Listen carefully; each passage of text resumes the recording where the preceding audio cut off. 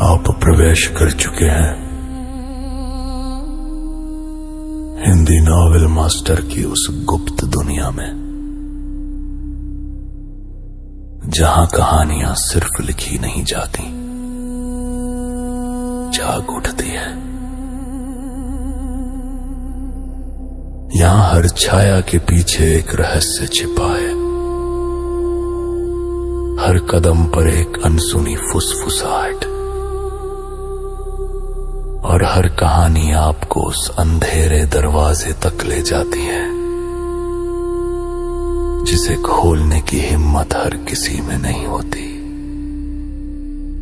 Disclaimer: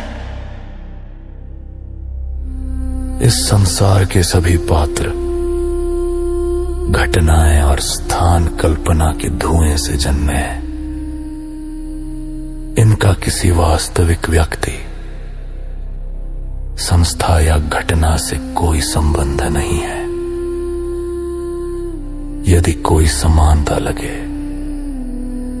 तो याद रखिए, संयोग भी कभी कभी कहानी का हिस्सा बन जाता है। ये सामग्री केवल मनोरंजन और कल्पनाओं की रहस्यमयी यात्रा के लिए है। कहानी में आगे बढ़ने से पहले एक छोटा सा सवाल है। पीहू मुझे पर्सनली बहुत ही क्यूट, इंटेलिजेंट और स्वीट लगती है। इतनी छोटी सी एज में इतनी अंडरस्टैंडिंग और इनोसेंस देखकर दिल खुश हो जाता है। आप लोगों को पीहू कैसी लगती है? अपनी राय कमेंट्स में ज़रूर बताना। और एक बात मैंने नोटिस की है, यहाँ एक सब्सक्राइबर का नाम सिया है, जो बिल्कुल हमारे हीरोइन के जैसा है। आपको कैसा लगता है जब आपका नाम स्टोरी के फीमेल लीड सिया से मैच करता है? मैं काफ़ी उत्सुक हूँ आपके ख्याल जानने के लिए, तो कमेंट्स में आप भी अपनी राय ज़रूर बताना। चलिए बढ़ते हैं कहानी की तरफ।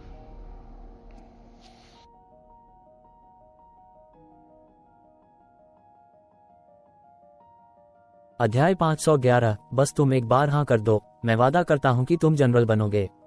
ये सुनते ही नागपुर गांव के उस आंगन में मौजूद हर शख्स सिवाय कपूर परिवार के आखिरकार समझ गया। जनरल हर्षवर्धन और उनकी टीम ने देवांश को पहले भी न्योता दिया था, लेकिन उसने मना कर दिया था। इसीलिए इस बार वे खुद चलकर उसे मनाने आए हैं। हे भगवान, अगर मैं उसकी जगह होता तो बात सिर्फ खानदान का नाम रोशन करने की न होती, बल्कि आज से मेरे नाम से ही नया खानदान शुरू होता। और बस इसी सोच के साथ अनिल पाटिल और बाकी गांव वालों की आंखों में जलन उतर आई, मानो उनकी आंखें खून के आंसू रो रही हों। यहाँ तक कि तुषार यादव जैसे उसके पुराने क्लासमेट्स के दिलों में भी इस पल एक अजीब सी हलचल मच गई। लक्ष्मी ठाकुर की खुशी का तो ठिकाना ही नहीं था। उनके चेहरे पर ऐसी मुस्कान थी कि आंखों के किनारों की झुर्रियों में खीले खिल जाएं। इसमें मुश्किल ही क्या है, बस मेरे जाने का इंतजार करो। लक्ष्मी ठाकुर ने अभी बात पूरी भी नहीं की थी कि दीपिका और सिया ने एक साथ उनकी आस्तीन जोर से खींची।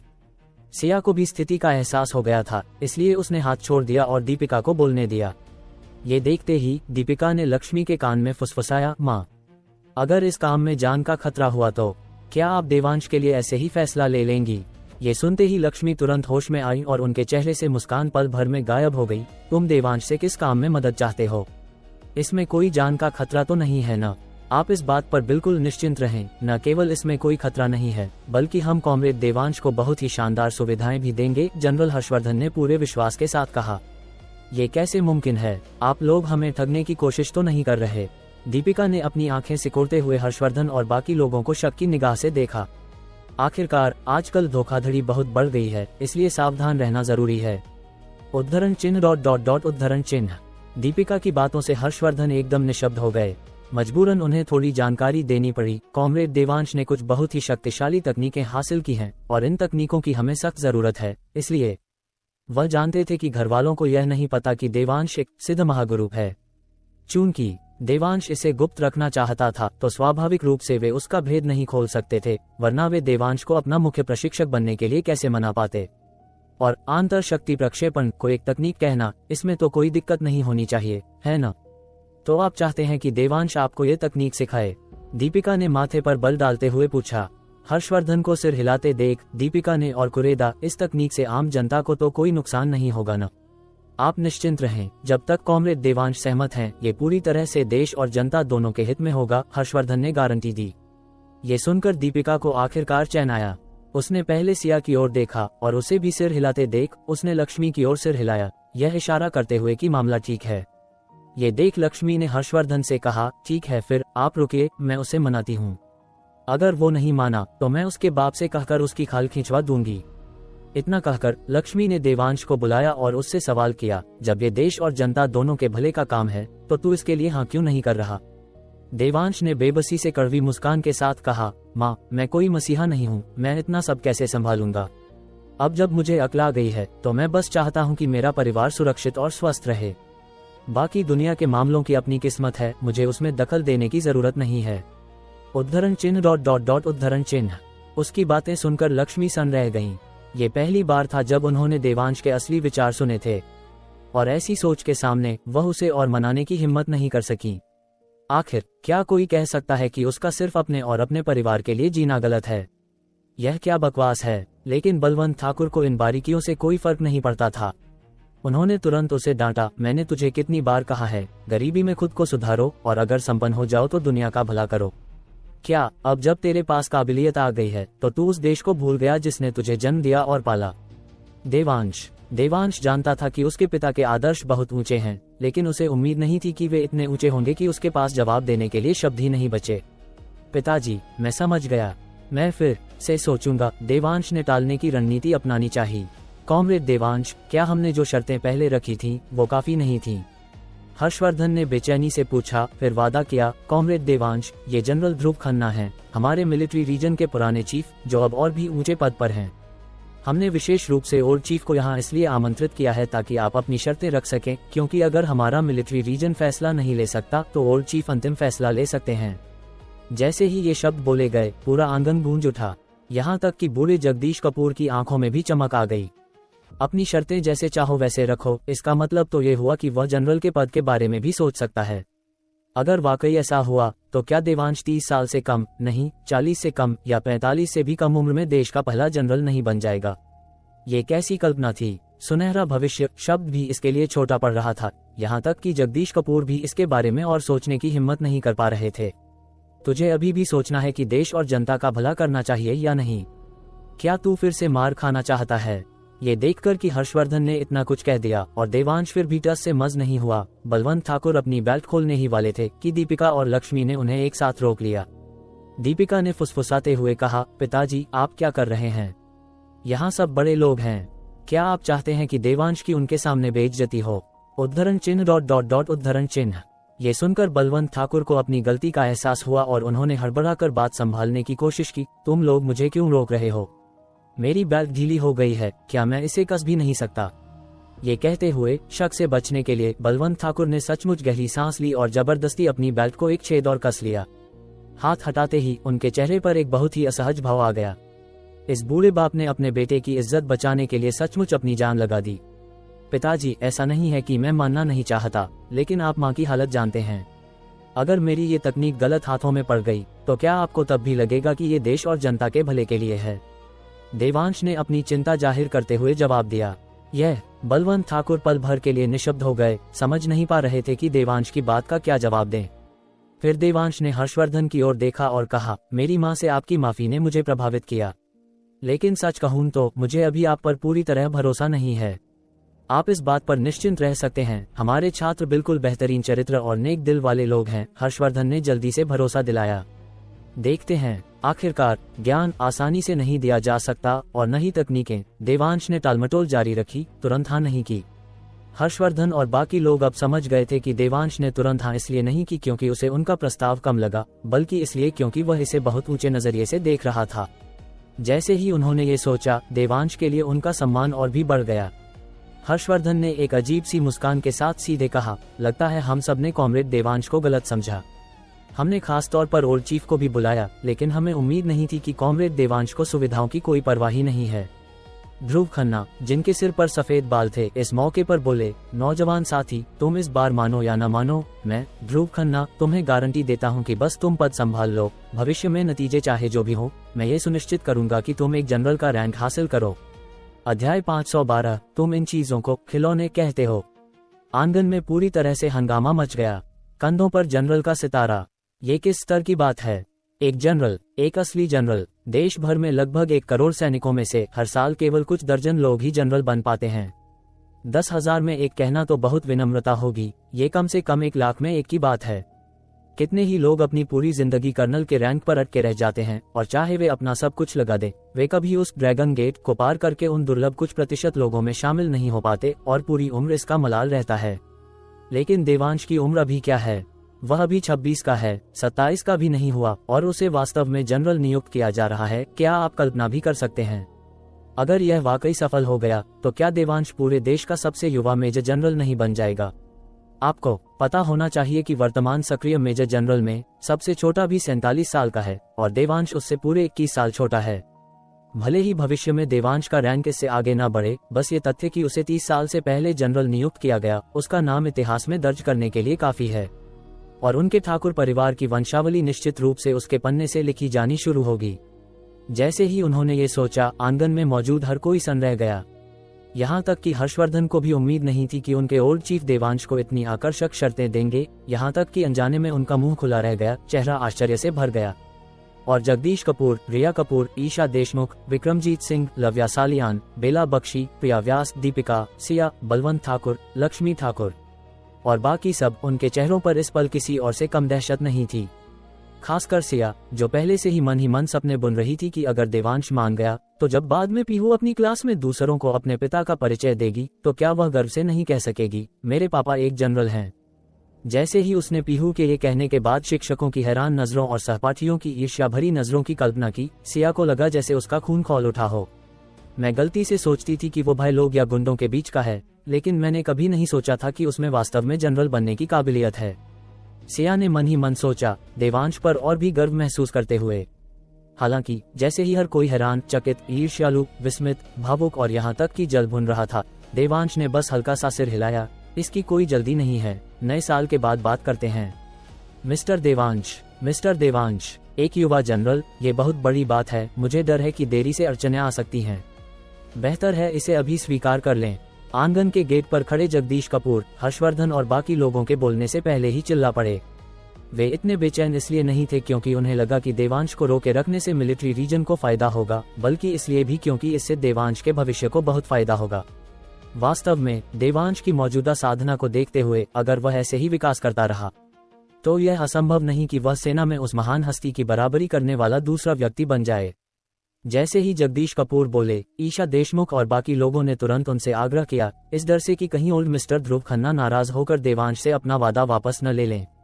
लेकिन देवांश को इस पद की कोई परवाह नहीं थी। उसने बस हाथ हिलाया और ध्रुव खन्ना और बाकी लोगों से कहा, आप लोग दूर से मेहमान बनकर आए हैं और मुझे लगता है कि आपने अभी तक खाना नहीं खाया होगा। मेरी माँ के हाथ की नूडल्स बिल्कुल लाजवाब हैं, क्यों न थोड़ा चखा जाए। ध्रुव खन्ना देवांश के इनकार से नाराज नहीं हुए, इसके बजाय वे शोहरत और दौलत के प्रति देवांश के बेपरवाह रवैये से और भी खुश हुए, इसलिए वे दिल खोलकर हंसे। बिल्कुल, हमें जरूर चखना चाहिए, धन्यवाद मैडम लक्ष्मी। हर्षवर्धन और बाकी लोगों ने भी कहा कि उन्हें एक कटोरा चाहिए और लक्ष्मी दीदी का शुक्रिया अदा किया। बार बार धन्यवाद सुनकर लक्ष्मी को एक पल के लिए समझ नहीं आया कि कैसे पेश आएं। वह बस बार बार यही कह सकी कि यह कुछ भी नहीं है। फिर मजाक में देवांश की बांह पर मुक्का मारा और फुसफुसाते हुए उसे डांटा, तुझे बस डींगे मारना आता है। वो इतनी भी स्वादिष्ट कैसे हो सकती हैं जितना तू कह रहा है। अगर उन्हें पसंद नहीं आई तो क्या हम उन्हें नाराज नहीं कर देंगे। ये साफ था कि लक्ष्मी घबराई हुई थी। आखिरकार उन्होंने इतनी लंबी उम्र जी थी और कभी असल जिंदगी में इतने बड़े अधिकारियों से नहीं मिली थी। ऐसे महत्वपूर्ण लोगों के लिए नूडल्स पकाना तो दूर की बात थी। अगर उन्होंने अच्छा नहीं बनाया तो क्या वह अपने बेटे की नाक नहीं कटवा देंगी। मेरी माँ की नूडल्स सबसे बेस्ट हैं, किसे पसंद नहीं आएंगी। लेकिन देवांश ने कुछ नहीं छुपाया और जोर से कहा। जैसे ही उसने ये कहा, झुंझलाई हुई लक्ष्मी ने तुरंत देवांश की बांह पर फिर से मुक्का मारा और फिर नूडल्स पकाने के लिए घर के अंदर चली गईं। क्या आप सबने खाना खा लिया? देवांश आंगन में खड़ा होकर ईशा देशमुख, जगदीश कपूर और बाकी लोगों को देखते हुए पूछा। ये सुनते ही, चाहे उन्होंने खाया हो या न खाया हो, सबने जोर से सिर हिलाया। वे रुकना चाहते थे और लक्ष्मी के हाथ का खाना चखना चाहते थे। आखिरकार वे एक सिद्ध महागुरु की माँ के हाथ के पके नूडल्स थे, ऐसी चीज जो हर किसी को नसीब नहीं होती। हालांकि ये देखकर देवांश तुरंत हंसा और बोला, अगर नहीं खाया तो अपना इंतजाम खुद करो। हमारे पास बस सीमित नूडल्स हैं और तुम्हारे लिए कोई हिस्सा नहीं है। ये सुनते ही ध्रुव खन्ना और बाकी लोग, जो कंधों पर 2-3 जनरल के सितारे होने के बावजूद खुद को श्रेष्ठ नहीं महसूस कर रहे थे, अचानक अब खुद को वीआईपी महसूस करने लगे और न चाहते हुए भी अपनी पीठ थोड़ी सीधी कर ली। सिर्फ वे ही नहीं, तुषार यादव और लकी तनेजा भी इस पल वैसे ही थे, एक दूसरे को देख रहे थे और एक दूसरे की आंखों में गर्व और आत्मसंतुष्टि देख रहे थे।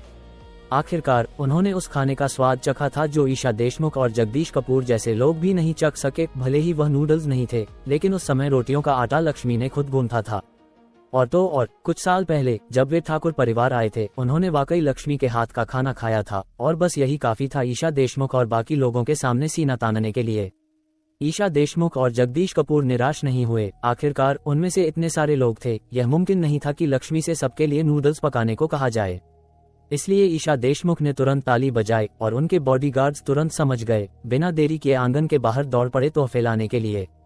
जैसे ही उन्होंने पहल की, लव्या सालियान, 8 देशों का गठबंधन, विक्रमजीत सिंह और कपूर परिवार सभी हरकत में आ गए और थोड़ी ही देर में लोगों की आवाजाही से गांव वालों का सिर चकरा गया।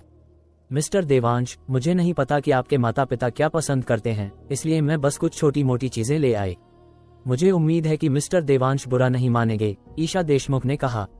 जैसे ही उन्होंने अपनी बात खत्म की, नायाब खजाने अंदर लाए गए। पन्ना रक्त मूंगा, 1000 साल पुरानी जंगली ginseng, dragon scale blood Angelica, मनचाहा जैड रुई और भी बहुत कुछ, वे सारी चीजें जो रोजमर्रा की जिंदगी में शायद ही कभी देखी जाती हैं, बेहद कीमती। यहाँ तक कि देवांश भी उन्हें देखकर माथे पर बल डालने से खुद को नहीं रोक सका और पूछा, तुम इन चीजों को छोटी मोटी चीजें कहती हो? ईशा देशमुख के चेहरे पर जीत का भाव था, लेकिन उनके शब्द बेहद विनम्र थे। इनकी कोई खास कीमत नहीं है, मुझे बस उम्मीद है कि मिस्टर देवांश और आपके माता पिता को ये तुच्छ न लगे। ओह, और मैंने दीपिका दीदी के आने जाने के लिए एक मर्सिडीज बेंज जी क्लास भी यहाँ मंगवाई है। ये सुनते ही दीपिका की आंखें चमक उठी, लेकिन वह शांत रही, मानो उसने कुछ सुना ही न हो। आखिरकार ये देवांश का एहसान था और वह अपनी पसंद जाहिर करके देवांश को मुश्किल में नहीं डाल सकती थी। ईशा देशमुख के तोहफे देने के बाद विक्रमजीत सिंह और बाकी लोगों ने भी अपने तोहफे पेश किए, जिससे बलवंत ठाकुर, सिया और पीहू की आंखें लगभग चुंधिया गईं। हालांकि उन्हें कुछ चीजें बहुत पसंद आईं, लेकिन उन्होंने भी दीपिका की तरह भावहीन चेहरे बनाए रखे, जिससे ये बताना नामुमकिन था कि उन्हें वे चीजें पसंद आईं या नहीं। यहाँ तक कि पीहू भी खुद को रोकने की पूरी कोशिश कर रही थी, उसने कोई आवाज नहीं की, मानो उसे सामने रखी किसी भी चीज में दिलचस्पी न हो। सचमुच वह इतनी समझदार थी कि दिल भर आया। आंगन में खड़े गांव वाले अलग थे, जैसे जैसे वे तरह तरह के तोहफे अपनी नजरों के सामने से गुजरते देख रहे थे, जलन से उनके मुंह में पानी आ गया। इनमें से कई चीजें ऐसी थीं जो उन्होंने टीवी पर भी शायद ही कभी देखी थीं, और अब वे सब एक साथ उनकी आंखों के सामने थीं, जिससे उनका दिमाग पल भर के लिए सुन्न हो गया। समझ नहीं आ रहा था कि पहले क्या देखें। तुषार यादव और बाकी लोग भी दुनिया देख चुके थे, लेकिन इस पल वे भी निशब्द थे, अपने सामने रखे तरह तरह के तोहफों से हैरान। काफी देर बाद मोटे लकी ने मुश्किल से थूक निगला और तुषार से फुसफुसाते हुए पूछा, इनमें से कोई भी चीज कम से कम कई लाखों की तो होगी न? तुषार ने सिर हिलाया, बाकी का तो पता नहीं, मुझे बस इतना पता है कि देशमुख परिवार के तोहफों में वह बाहर खड़ी मर्सिडीज बेंज जी क्लास शायद सबसे सस्ती चीज होगी। ... लकी और डिम्पल ढिल्लन और बाकी सब सन रह गए। कई करोड़ की मर्सिडीज बेंज जी क्लास सबसे सस्ती है। देशमुख परिवार सचमुच अमीर और ताकतवर है। लकी ने कुछ देर तक उनसे ईर्ष्या की, फिर दोबारा पूछा, क्या वे वाकई देवांश को नए साल की बधाई देने आए हैं? वरना और क्या, तुषार ने जवाब दिया। लेकिन क्यों? आखिर देवांश की पहचान क्या है कि वे इन तोहफों पर इतना पैसा खर्च करने को तैयार हैं, सिर्फ उसे नए साल की बधाई देने के लिए? लकी ने धीमी आवाज में पूछा, उसका चेहरा उलझन से भरा था। तू मुझसे पूछ रहा है, मैं किससे पूछूं? तुषार ने कंधे उचकाए, वह भी लाचार लग रहा था, लेकिन कोई बात नहीं। जब वे सब चले जाएंगे, हम देवांश को पकड़ेंगे और उगलवाएंगे, मुझे विश्वास नहीं कि वो बोलेगा नहीं। ये सुनते ही लकी तनेजा का जोश तुरंत बढ़ गया। उसने अपनी मुठ्ठियां रगड़ी और कहा, चल बेटा तुषार, जल्दी मुझसे पूछ कि क्या मुझे देवांश से भिड़ने का भरोसा है। तुषार डिम्पल गुंजन वेदिका। कपूर परिवार ने तब तक इंतजार किया जब तक बाकी सब ने अपने तोहफे नहीं दे दिए, फिर जैसे देर से आए हों अपने तोहफे सबसे अंत में लाए। और तो और जो चीजें वे लाए थे वे न केवल कम थी बल्कि बहुत ही अनोखी थीं, जिससे पुराने गांव वाले उलझन में पड़ गए। उन सबको लगा कि कपूर परिवार इतना खास नहीं है, सिर्फ ऐसी मामूली चीजें लाया है। लेकिन यह वही अनोखे और कम तोहफे थे जो जब आंगन में आए तो आंगन में मौजूद सभी नौजवानों, खासकर दीपिका, सिया, वेदिका, डिम्पल, ईशा देशमुख और लव्या सालियान जैसी महिलाओं की आंखें चमक उठीं। और सिर्फ ये नौजवान ही नहीं, यहाँ तक कि ध्रुव खन्ना और हर्षवर्धन जैसे सुपर बिग शॉट्स भी इस पल रिया कपूर के हाथ में मौजूद चीज को ललचाई नजरों से घूर रहे थे। उनके चेहरे उम्मीद से भरे थे। अध्याय 513, हर फन में माहिर, गलती की कोई गुंजाइश नहीं। रिया कपूर 2 बेहद सादे बॉक्स लिए हुई थी, जिनका आधार सफेद था और नीचे की तरफ हल्का हरा रंग सजा हुआ था। बारीकी से देखने पर पता चलता था कि सफेद रंग साफ आसमान का प्रतीक था और हल्का हरा रंग सीधे पतले नानहाई बांस के तने थे। इन बांस के तनों के बिल्कुल बीच में पानी का एक बुदबुदाता हुआ कुंड था। उसकी साफ लहरें जीवन से भरी थीं, मानो बांस खुद इस कुंड से पोषित हो रहे हों, जिससे वे इतने हरे भरे और घने थे। कुंड में कोई भी एक सुंदर स्त्री की पीठ की धुंधली झलक देख सकता था। उसकी बाहें फैली हुई थीं जैसे वह खुद को अशुद्धियों से मुक्त कर रही हो। वह स्त्री इस पल अपना सिर घुमाकर अपनी संगमरमर जैसी बाहों को देख रही थी, एक ऐसा आकर्षण बिखेर रही थी जो एक ही नजर में किसी को भी मोहित कर ले। और केवल उसका प्रोफाइल देखकर हर किसी को स्वाभाविक रूप से उस शांत कुलीन हस्ती की याद आ गई, सायरा सालियान। स्त्री के सिर के ऊपर आसमान में प्राचीन छोटी मुहर लिपि में 4 बड़े अक्षर छपे थे, निर्मल जल। ये 4 छोटे मुहर अक्षर पैकेजिंग के साथ ऐसे घुल मिल गए थे जैसे वे वही होने के लिए बने हों, बिना किसी अजीबोगरीब एहसास के। ये वही पूरी तरह से एकीकृत पैकेजिंग थी जिसने सभी नौजवानों और ध्रुव खन्ना जैसे दिग्गजों का ध्यान खींचा। रिया कपूर सबकी नजरों के बीच निर्मल जल के गिफ्ट बॉक्स लेकर सीधे लक्ष्मी ठाकुर के पास गईं, जो अभी अभी नूडल्स लेकर बाहर आई थीं, और एक सौम्य मुस्कान के साथ बोली, आंटी आपको नया साल मुबारक हो, अच्छी सेहत और सब कुछ अच्छा हो। ये नए लॉन्च किए गए स्किन केयर प्रोडक्ट्स हैं और ये बेहद असरदार हैं, दाग धब्बे मिटाने और बुढ़ापे और झुर्रियों से लड़ने में सक्षम हैं। हालांकि आंटी कुदरती तौर पर खूबसूरत हैं और उन्हें इन दुनियावी चीजों की जरूरत नहीं है, लेकिन सोने पे सुहागा लगाने में कोई हर्ज नहीं है ना? रिया कपूर सचमुच लोगों को संभालने में जीनियस थी। जब लोगों के दिलों को समझने की बात आती तो वह बिल्कुल उस्ताद थी। जानती थी कि कोई भी महिला, यहाँ तक कि लक्ष्मी जैसी गांव की महिला भी स्किन केयर प्रोडक्ट्स के लालच से बच नहीं सकती। इसके अलावा उनके शब्द एकदम सही थे। उन्होंने न केवल लक्ष्मी की तारीफों के पुल बांधे बल्कि तोहफे के खास प्रभावों की भी तारीफ की और लक्ष्मी की चिंताओं को दूर किया।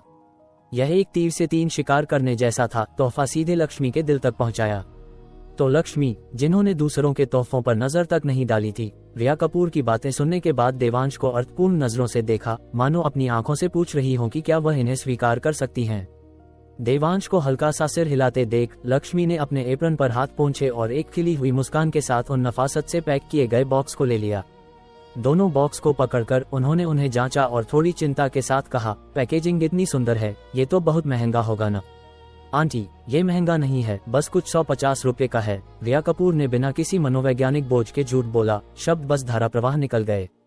लेकिन जब ये शब्द दीपिका जैसे नौजवानों के कानों में पड़े तो उनके मुंह न चाहते हुए भी फड़कने लगे। ऐसी चीज जिसकी एक बोतल की कीमत 16,000 है या एक बॉक्स के लिए 32,000, यहाँ तक कि लाइव ब्रॉडकास्ट प्राइस पर भी कुल 20,000 है, और तुम कह रही हो कि यह सिर्फ कुछ 100 रुपए का है। रिया कपूर, क्या तुम्हारी अंतरात्मा को चोट नहीं पहुंचती? जब लक्ष्मी ने सुना कि यह केवल कुछ 100 रुपए का है तो उन्होंने इसे साफ अंतरात्मा और बिना किसी बोझ के तुरंत स्वीकार कर लिया। फिर तो आंटी तुम्हारा शुक्रिया अदा करती हैं।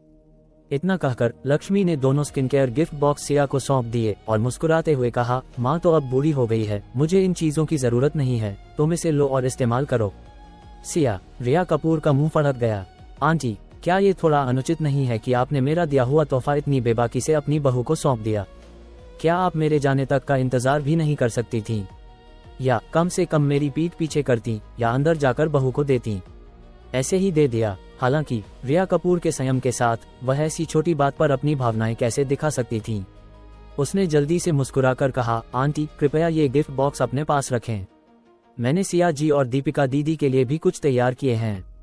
बस गाड़ी थोड़ी दूर पार्क है, इसलिए मैं अभी उन्हें नहीं ला पाई। जैसे ही रास्ता साफ होगा मैं गाड़ी अंदर मंगवा लूंगी। आंगन में मौजूद नौजवानों ने ये सुना और उनकी आंखें लगभग बाहर निकल आईं। ऐसी चीज जो बाजार में मिलना नामुमकिन है और तुम पूरी गाड़ी भरकर लाए हो। खासकर दीपिका और सिया, जिनकी उंगलियां कल बुकिंग करने की कोशिश में लगभग घिस गई थी और अब उन्हें यह आज मिल सकता है। क्या ये कुछ ज्यादा ही सपना नहीं है? यह ऐसा है जैसे कोई नया फोन जिसके प्री ऑर्डर का आप बेसब्री से इंतजार कर रहे हो, लेकिन आपका क्लासमेट पहले ही सोशल मीडिया पर उसके बारे में पोस्ट कर रहा हो। क्या ये गुस्सा दिलाने वाला नहीं होगा? और हालांकि रिया कपूर ने ये कहा, फिर भी उसने अनजाने में पीछे मुड़कर देखा। बस उस एक नजर के साथ कपूर परिवार के सदस्यों में से कोई तुरंत समझ गया और आंगन से बाहर भागा, मुख्य सड़क की ओर। जल्द ही वह शख्स वापस दौड़कर आया, हर हाथ में 4 गिफ्ट बॉक्स, कुल 8 बॉक्स। चुपचाप रिया कपूर के पास खड़ा होकर इंतजार करने लगा। दीपिका दीदी, सिया जी, मैं वाकई माफी चाहती हूँ, यह मेरी भूल थी और मैंने आपको हंसने का मौका दिया, रिया कपूर ने बेहद विनम्रता के साथ कहा, जिससे दीपिका और सिया को थोड़ी अजीब महसूस हुआ। रिया कपूर, तुम मुंबई की निर्विवाद रानी हो। आमतौर पर तुम बहुत ऊंचे मकाम पर होती हो, दूसरों का सम्मान प्राप्त करती हो। तुम हम जैसी दो छोटी मछलियों के प्रति इतनी विनम्र कैसे हो सकती हो? हालांकि वे भी निर्मल जल बहुत चाहती थी, लेकिन रिया कपूर के व्यवहार ने उन्हें इसे स्वीकार करने में झिझक पैदा कर दी। इसलिए उन्होंने भी देवांश की ओर देखा और देवांश को सिर हिलाते देखने के बाद उन्होंने धन्यवाद कहा और प्रत्येक ने 2-2 गिफ्ट बॉक्स ले लिए। 4 गिफ्ट बॉक्स बचे होने पर रिया कपूर बड़ी समझदारी के साथ तुषार और बाकी लोगों के पास गईं और मुस्कुराते हुए पूछा, आप सब मिस्टर देवांश के मिडिल स्कूल क्लासमेट्स हैं न? वाकई आप सभी होनहार लोग हैं। ये हमारी पहली मुलाकात है और मेरे पास देने के लिए और कुछ नहीं है, बस मेरे सम्मान का एक छोटा सा प्रतीक। कृपया इसे स्वीकार करें। इसके साथ रिया कपूर ने डिम्पल, गुंजन और वेदिका प्रत्येक को एक एक गिफ्ट बॉक्स दिया। हालांकि तीनों में से किसी के पास पैसों की कमी नहीं थी और बाजार में आने के बाद वे इसे खरीद सकते थे, लेकिन जल्दी आनंद लेने का ये विशेषाधिकार अभी भी उन्हें बेहद रोमांचित कर गया। और सबसे बड़ी बात, ये रिया कपूर की तरफ से वेलकम गिफ्ट था। रिया कपूर मुंबई की रानी थीं। अगर यह बात बाहर फैल गई तो वह पूरी जिंदगी इसके बारे में शेख ही बघार सकती है न? हालांकि वे अच्छी तरह जानते थे कि उनका ये खास इलाज पूरी तरह से देवांश की वजह से था। इसलिए जब उन्होंने दोबारा देवांश की ओर देखा तो उनकी आंखें सदमे और आश्चर्य से भरी थीं। इस समय रिया कपूर के हाथ में अभी भी एक गिफ्ट बॉक्स बचा था और हर कोई अनुमान लगा रहा था कि वह इसे किसे देगी। तभी उन्होंने उसे सीधे गांव वालों की ओर चलते देखा। फिर मीना पाटिल के सामने खड़ी हो गईं और मुस्कुराते हुए कहा, आप मीना आंटी होंगी, है न? पिछली बार लक्ष्मी आंटी के लिए आवाज उठाने के लिए शुक्रिया। नए साल के लिए मेरे पास आपको देने के लिए कुछ कीमती तो नहीं है, लेकिन उम्मीद है कि आपको ये छोटा सा तोहफा बुरा नहीं लगेगा। मेरे लिए। मीना पाटिल को एक पल के लिए समझ नहीं आया और इधर उधर देखने के बाद उसने हैरान होकर पूछा, मीना आंटी, नया साल मुबारक हो। रिया कपूर ने मुस्कुराकर सिर हिलाया, फिर सीधे गिफ्ट बॉक्स मीना पाटिल के हाथ में रख दिया। जब गांव वालों ने ये नजारा देखा तो ईर्ष्या और जलन से उनकी आंखें लगभग फट पड़ीं। जब इन बड़े लोगों ने ठाकुर परिवार के सदस्यों को तोहफे दिए तो उन्हें केवल ईर्ष्या हुई, क्योंकि उनके पास देवांश जैसा बेटा नहीं था और शायद इस जन्म में होगा भी नहीं। इसलिए हर किसी को कुछ हद तक संतुलन महसूस हुआ। लेकिन तुम, मीना पाटिल, तुम्हारे पास हमारी तरह देवांश जैसा बेटा नहीं है, तो तुम्हें कपूर परिवार के सदस्यों से तोहफा क्यों मिला? हम ऐसा विशेष व्यवहार कैसे बर्दाश्त कर सकते हैं? कुछ गांव वाले तो और भी पछता रहे थे, मन ही मन खुद को कोस रहे थे, वे मीना पाटिल की तरह क्यों नहीं हो सके और विमला पाटिल और उसके बेटे का खंडन करने में लक्ष्मी की मदद क्यों नहीं की। और मीना पाटिल द्वारा गिफ्ट बॉक्स स्वीकार करने के बाद सबकी ईर्ष्या भरी नजरों को देखकर उस पल उसे लगा कि उसने अपनी जिंदगी में जो सबसे सही काम किया था वह था उस समय लक्ष्मी के लिए आवाज उठाना। ईशा देशमुख और विक्रमजीत सिंह रिया कपूर की चाल देखकर सन्न रह गए। तोहफे देने के मामले में वे पहले ही कपूर परिवार से पिछड़ चुके थे। वे ठाकुर परिवार के सदस्यों का दिल नहीं जीत पाए थे। उन्होंने सोचा था कि गांव के लोगों ने कीमती चीजें नहीं देखी हैं, इसलिए उन्होंने नायाब खजानों पर पागलों की तरह पैसा खर्च किया, लेकिन उन्हें उम्मीद नहीं थी कि यह सबसे साधारण स्किन केयर प्रोडक्ट्स थे जिसने देवांश की मां, बहन और पत्नी का दिल जीत लिया। ये काफी बुरा था कि उनके तोहफे घटिया थे। आखिरकार निर्मल जल कपूर परिवार के नियंत्रण में था, इसलिए वे मुकाबला नहीं कर सकते थे। लेकिन तोहफे देने की कला में भी वे कपूर परिवार से कमतर थे। उन्होंने केवल ठाकुर परिवार के सदस्यों की चापलूसी करने पर ध्यान केंद्रित किया, लेकिन उन्हें यह एहसास नहीं हुआ कि जो लोग ठाकुर परिवार के प्रति दयालु थे उन्हें तोहफे देना वास्तव में ठाकुर परिवार को सम्मान देने का एक तरीका था। क्या तुमने नहीं देखा कि जब रिया कपूर ने मीना पाटिल को गिफ्ट बॉक्स दिया तो गांव वालों ने लक्ष्मी को कैसे देखा? वह ईर्ष्या भरी नजर लगभग छलक रही थी। और लक्ष्मी, जब उन्होंने वह नजारा देखा तो वह भी इतना मुस्कुरा रही थी कि अपना मुंह बंद नहीं कर पा रही थी। उनके अहंकार को अभूतपूर्व स्तर तक संतुष्टि मिली थी। बहुमुखी और दोषरहित होना, ये रिया कपूर जैसी महिला का वर्णन करता है। ओह नहीं, ये बिल्कुल सही नहीं है। कभी कभी यह बिल्कुल भी दोषरहित नहीं होता, बल्कि काफी लीकी होता है। ईशा देशमुख, विक्रमजीत सिंह और बाकी सब जानते थे कि नए साल की बधाई और तोहफे देने की इस खामोश जंग में वे हार गए थे, और वे पूरी तरह से हार गए थे।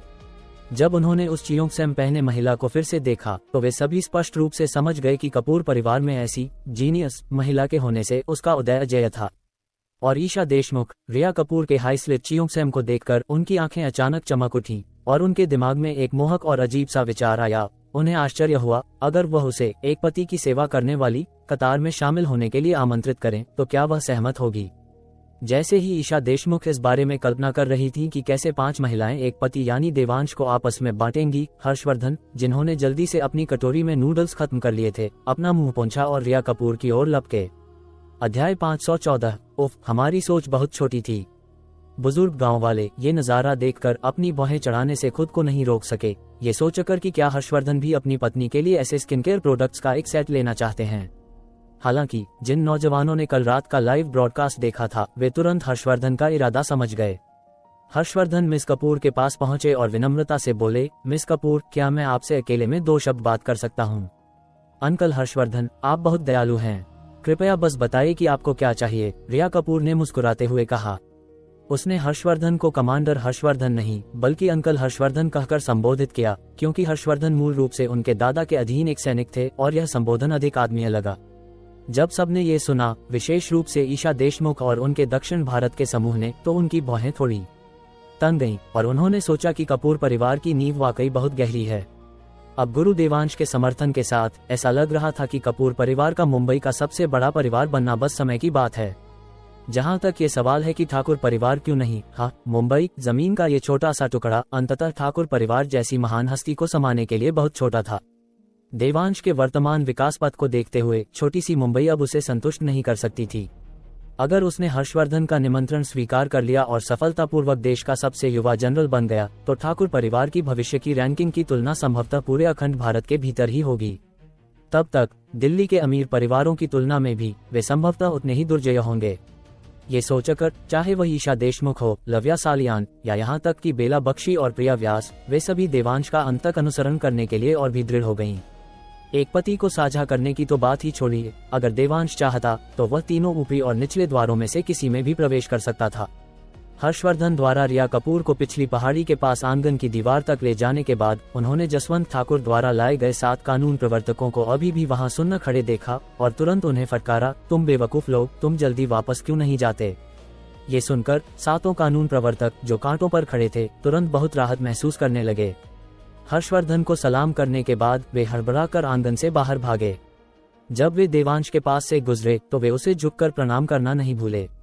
ये देखकर कि देवांश का उन्हें रोकने का कोई इरादा नहीं था, वे फिर आंगन से बाहर भागे, लॉ एनफोर्समेंट ब्यूरो की विशेष गाड़ियों में सवार हुए और उन्हें स्टॉप करने के बाद हॉर्न बजाने या जल्दबाजी करने की हिम्मत नहीं की, बस बेवकूफों की तरह गाड़ी में बैठे रहे। आखिरकार विभिन्न परिवारों के ड्राइवरों ने स्वेच्छा से अपनी गाड़ियां हटा लीं, जिससे उन्हें ऐसे भागने का मौका मिला मानो अपनी जान बचा रहे हों। इस घटना के बाद अनुमान है कि पूरे ठाणे लॉ एनफोर्समेंट ब्यूरो में यह बात फैल जाएगी, अब से जब आप नागपुर गांव के ठाकुर परिवार के सदस्यों को देखें तो अपना रास्ता बदल लें। उनके जाने के बाद हर्षवर्धन ने फिर चुपचाप रिया कपूर से पूछा, मेरी प्यारी भतीजी, क्या तुम अंकल हर्षवर्धन को ईमानदारी से जवाब दे सकती हो? क्या स्प्रिंग फेस्टिवल गाला और कल रात के लाइव ब्रॉडकास्ट के दौरान जो चमत्कार दिखे थे वे स्पेशल इफेक्ट्स थे?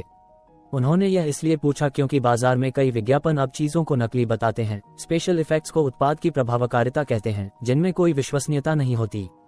इसलिए वह भी चिंतित थे कि कहीं रिया कपूर और उनकी टीम भी लिस्टिंग के लिए पैसा जुटाने के लिए नकली स्पेशल इफेक्ट्स न बना रहे हों। रिया कपूर जानती थी कि हर्षवर्धन उनसे ये सवाल पूछेंगे, क्योंकि कल रात के लाइव ब्रॉडकास्ट के बाद जगदीश कपूर ने रिया कपूर को ढूंढा था और उनसे पूछा था कि क्या वह बिना मिलावट वाले उत्पाद का एक हिस्सा सेना को बेचने पर विचार कर सकती हैं। रिया कपूर जानती थी कि जगदीश कपूर सेना की परवाह करते हैं, लेकिन ये चीज देवांश की थी और वह उसकी राय के बिना कोई फैसला लेने की हिम्मत नहीं कर सकती थी। इसलिए उन्होंने आज नए साल की यात्रा पर देवांश के साथ इस पर चर्चा करने और फिर जगदीश कपूर को जवाब देने की योजना बनाई थी। हालांकि उन्हें आश्चर्य हुआ कि इससे पहले कि उन्हें देवांश को इस मामले की रिपोर्ट करने का मौका मिलता, हर्षवर्धन पहले उनके पास आ गए। अंकल हर्षवर्धन, ये चीज परम आदरणीय गुरु देवांश के हाथों से आती है, क्या आपको लगता है कि यह स्पेशल इफेक्ट्स होंगे? रिया कपूर ने सीधे जवाब नहीं दिया, केवल देवांश का नाम लिया। हर्षवर्धन ने ये सुना और तुरंत अपनी आंखें चौड़ी कर लीं, आश्चर्य का भाव दिखाते हुए, ये कैसे संभव है? हालांकि देवांश कीमियागिरी में कुशल है, लेकिन कीमियागिरी की लागत सस्ती नहीं है न? वह एक बोतल सिर्फ 16,000 में बेचता है, क्या उसे तब नुकसान नहीं होगा? हर्षवर्धन के स्तर पर वह पहले से ही कई ऐसी चीजों तक पहुंच सकते थे जो आम लोग नहीं कर सकते थे। इसके अलावा उनकी खुफिया जानकारी सर्वव्यापी थी और वे पीहू, मास्टर वाघ और बाबा कालभैरव के ठीक होने और आपदा के बाद जीवित रहने से यह अनुमान लगा सकते थे कि देवांश कीमियागिरी में कुशल है। बस बात ये थी कि हर्षवर्धन भी ज्यादातर लोगों की तुलना में अधिक पेशेवर थे और एक औषधीय गोली की कीमत जानते थे, इसीलिए वे इतने हैरान थे।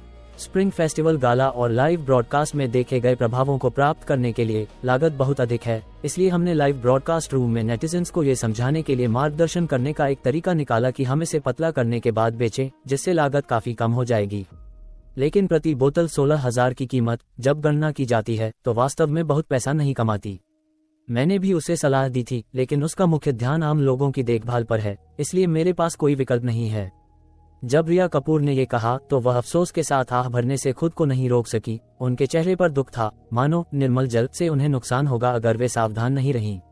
आंगन के बीच में खड़े देवांश को जब अनजाने में ये सुनाई दिया तो उसकी पुतलियां हल्की सी कांप उठीं। बड़ी दीदी, क्या आप भूल गई हैं कि निर्मल जल की पूरी बोतल के लिए केवल पैकेजिंग बोतल और पैकेजिंग बॉक्स की लागत सबसे ज्यादा है, लेकिन कुल मिलाकर वे 10 रुपये से ज्यादा नहीं हैं। आप इसे 15,999 रुपये प्रति बोतल बेचती हैं, यहाँ तक कि लाइव ब्रॉडकास्ट कीमत पर भी आप इसे 10,000 रुपये प्रति बोतल बेचती हैं, और आप मुझसे कह रही हैं कि आप बहुत पैसा नहीं कमाती। क्या 10 रुपये की लागत लगभग 1,000 गुना मुनाफा आपको, रिया कपूर, कम लगता है? देवांश को लगता था कि वह पहले से ही एक चालाक व्यापारी है, लेकिन उसे उम्मीद नहीं थी कि रिया उससे भी ज्यादा चालाक होगी। कल लाइव ब्रॉडकास्ट के दौरान जब उसने वह बिक्री मूल्य देखा तो उसने अपना फोन लगभग फेंक ही दिया था। उसे उम्मीद नहीं थी कि वह अब इतनी धार्मिकता से बोलेगी जिससे ऐसा लगे कि वह हमेशा पैसा खोने की कगार पर है। मुझसे गलती हो गई, मुझे उस समय रिया कपूर को फोन करके निर्मल जल की बिक्री मूल्य के बारे में पूछना चाहिए था। देवांश मन ही मन आह भरने से खुद को नहीं रोक सका। यह उस एक विचार की वजह से था, रिया कपूर को फोन करके निर्मल जल की कीमत न पूछने की उसकी विफलता, कि अब उसे इतना बड़ा सरप्राइज मिला। महत्वपूर्ण बात यह है कि अच्छे या बुरे के लिए हर्षवर्धन ने वास्तव में उस पर विश्वास कर लिया। महान गुरु देवांश एक अच्छे कॉमरेड हैं। उनका दिल और दिमाग हमेशा आम लोगों के साथ है। ठीक इसी बार की तरह हम सब ने सोचा था कि वह भारी भरकम मांगे करेंगे, लेकिन हमें उम्मीद नहीं थी कि उन्हें अपने फायदों की बिल्कुल भी चिंता नहीं थी। उफ, हमारा नजरिया बहुत छोटा था, हर्षवर्धन ने आह भरी, बड़े भावुक होकर बोलते हुए। ये सुनकर देवांश अपनी हंसी लगभग रोक नहीं पाया। क्या यह मेरे लिए नजरिए की बात थी? मैं स्पष्ट रूप से बस आप लोगों को सिखाने में समय बर्बाद नहीं करना चाहता था और बस एक बहाना ढूंढ लिया, ठीक है? क्या आप लोग कृपया मेरा इतना महिमामंडन नहीं कर सकते? मैं उतना महान नहीं हूँ जितना आप सोचते हैं। मेरी प्यारी भतीजी, चूंकि यह महान गुरु देवांश के हाथों से आता है तो इसका असर निश्चित रूप से ठीक होना चाहिए। अंकल हर्षवर्धन की एक गुस्ताख गुजारिश है, वो ये कि मैं पूछना चाहता हूँ, आपके बिना मिलावट वाले उत्पाद की प्रति बोतल लागत क्या है? हर्षवर्धन ने थोड़ा अजीब महसूस करते हुए पूछा। रिया कपूर ने ये सुना और तुरंत हंसते हुए कहा, अंकल हर्षवर्धन, आप मुझे मुश्किल में डाल रहे हैं। यह एक व्यापारिक रहस्य है। अगर मैं आपको बता दूं तो हम व्यापार कैसे जारी रखेंगे? उसके शब्दों में नखरे का एक संकेत था जिसने उनके बीच की अजीब स्थिति को प्रभावी ढंग से कम कर दिया। हर्षवर्धन भी हंसे और बोले, अंकल हर्षवर्धन ढीठ हो रहे थे। फिर मैं अपना सवाल बदलता हूँ, जो है, क्या आप लागत में बस थोड़ा सा जोड़कर इसे हमारी सेना को बेच सकती हैं? मैं जानता हूं कि यह आपके साथ उचित नहीं है, लेकिन आप ये भी जानती हैं कि अभी मिलिट्री फंड की तंगी है और अंकल हर्षवर्धन उस समझदार गृहिणी की तरह हैं जिसके पास पकाने के लिए चावल नहीं है। रिया कपूर ने ये सुना, माथे पर बल डाला और बहुत गंभीरता से सोचने का नाटक किया। फिर ऊपर देखा और हर्षवर्धन से पूछा, फिर अंकल हर्षवर्धन की राय में प्रति बोतल लागत में कितना जोड़ा जाना चाहिए? हर्षवर्धन को उम्मीद नहीं थी कि रिया कपूर यह सवाल वापस उन पर डाल देंगी, इसलिए उन्होंने भी एक पल के लिए विचार किया, फिर धीरे से एक उंगली बढ़ाई। 10,000 रुपये, रिया कपूर ने टटोलते हुए पूछा। उनकी आवाज में आश्चर्य का संकेत था, जबकि मन ही मन सोच रही थी, सेना इतनी दरियादिल कब हो गई जो एक ही आइटम के मुनाफे को 5 अंकों तक पहुंचने दे रही है। हर्षवर्धन की मूल उम्मीद प्रति बोतल 10,000 रुपये का मुनाफा थी। हालांकि यह मुनाफा बहुत अधिक लग रहा था, लेकिन एक औषधीय गोली की लागत की तुलना में जो आसानी से लाखों में चली जाती है, ये वास्तव में ऊंट के मुंह में जीरा था। इसलिए हर्षवर्धन को लगा कि यह पहले से ही कौड़ियों के भाव वाला मुनाफा है। लेकिन जब उन्होंने रिया कपूर का हैरान चेहरा देखा तो वे जान गए कि यह मुनाफा रिया कपूर की उम्मीद से काफी कम था। इसलिए उन्होंने जल्दी और कुछ हद तक घबराते हुए खुद को सुधारा, नहीं, यह 1 लाख रुपए है। रिया कपूर की आंखें चौड़ी हो गईं, उनका चेहरा सदमे से भर गया। सिर्फ वही नहीं, दूर खड़ा देवांश लगभग कांप गया और निर्मल जल जिसे वह खेल रहा था गिरते गिरते बचा। अध्याय 515, आंखों में आंसू लिए 4,400 करोड़ कमाना। कितनी चालू है? रिया कपूर सचमुच अविश्वसनीय रूप से चालू है। एक बोतल जिसकी कीमत 10 रुपये से ज्यादा नहीं है, 10,000 रुपये का मुनाफा तुम्हारे लिए काफी अच्छा होता। आखिरकार तुम्हें अभी भी तथाकथित लागत जोड़नी है, क्या वह सब तुम्हारा मुनाफा नहीं होगा? लेकिन रिया कपूर ने मना कर दिया और वास्तव में प्रति बोतल मुनाफे को 1 लाख रुपये तक पहुंचा दिया। तथाकथित लागत को जोड़कर क्या प्रति बोतल वास्तविक मुनाफा कई लाखों तक नहीं पहुंच जाएगा? ये सच है जो वे कहते हैं, डरपोक भूखा मरता है जबकि साहसी तरक्की करता है। सिया ने सचमुच देवांश को सबक सिखा दिया। हालांकि देवांश ने शुरू में सोचा था कि रिया कपूर आसानी से मान जाएंगी, लेकिन उसे उम्मीद नहीं थी कि वह अभी भी माथे पर बल डालेंगी और हिचकिचाते हुए कहेंगी, ये मुझे इस बारे में गुरु देवांश से फिर से चर्चा करनी होगी। ये सुनकर देवांश लगभग चिल्लाना चाहता था, इसमें चर्चा करने जैसा क्या है, बस मान जाओ, तुम बस जल्दी करो और उसकी बात मान लो। लेकिन रिया कपूर की हिचकिचाहट ने ही हर्षवर्धन को महसूस कराया कि उन्हें एक सौदा मिल गया है, इसलिए उन्होंने उसे गंभीरता से मनाया। मेरी प्यारी भतीजी, तुम जानती हो कि हाल के वर्षों में हर किसी का समय कठिन रहा है और हमारा सैन्य बजट भी बहुत तंग है। प्रति बोतल 1 लाख रुपए का मुनाफा सचमुच हमारी सीमा है। इस बिंदु पर रिया कपूर का दिमाग पहले से ही दौड़ रहा था, क्योंकि उसे इस बात की बिल्कुल परवाह नहीं थी कि हर्षवर्धन उसे कितना मुनाफा दे रहे हैं। उसकी हिचकिचाहट इस बारे में थी कि लागत कितनी बताई जाए। चूंकि हर्षवर्धन 1 लाख का मुनाफा भी दे सकते थे, इसका मतलब था कि लागत के लिए उनकी उम्मीद कम से कम 10 लाख से ऊपर थी। ये 10 लाख से ऊपर की लागत ही थी जिसने अभी रिया कपूर की आंखें चौड़ी कर दी थीं। अच्छा हुआ कि मैंने जल्दी प्रतिक्रिया दी और बूढ़े हर्ष को सोचने दिया कि मैं उनके द्वारा दिए गए कम मुनाफे से हैरान थी। इस साल की बेस्ट एक्ट्रेस बस मुझे रिया कपूर को होना चाहिए। दूसरी पार्टी की बॉटम लाइन को मोटे तौर पर समझने के बाद रिया कपूर ने अपना प्रदर्शन फिर से शुरू किया। अंकल हर्षवर्धन, आप ये भी जानते हैं कि अब बाजार में स्किन केयर उत्पादों के लिए उनकी लागत बिक्री मूल्य का केवल 10% होती है, यानी प्रति बोतल मुनाफा इसकी लागत का लगभग 900% है। जहां तक हमारे पतले किए गए निर्मल जल का सवाल है, महान गुरु देवांश की दरियादिली के कारण लागत बिक्री मूल्य का लगभग 90% है, जिसका अर्थ है कि मुनाफा लागत का केवल 9वां हिस्सा है या लगभग 11%। बाजार में जो है उसकी तुलना में इसमें कमाने के लिए बहुत अधिक मुनाफा नहीं है। लेकिन आप दूसरी ओर असली निर्मल जल के लिए केवल 1 लाख का मुनाफा दे रहे हैं। क्या आप जानते हैं कि यह 1 लाख लागत का कितना हिस्सा है? 5%। यह बाजार में बेचे जाने वाले हमारे पतले उत्पादों से भी कम लाभदायक है। यह मुझे बहुत मुश्किल स्थिति में डालता है। हर्षवर्धन ने बहुत ध्यान से सुना, विशेष रूप से यह बात कि 1 लाख रुपये शुद्ध निर्मल जल का केवल 5% है। इसने उन पर बहुत गहरी छाप छोड़ी। इसलिए उन्होंने जल्दी से गणना की कि शुद्ध निर्मल जल की लागत प्रति बोतल 20 लाख है।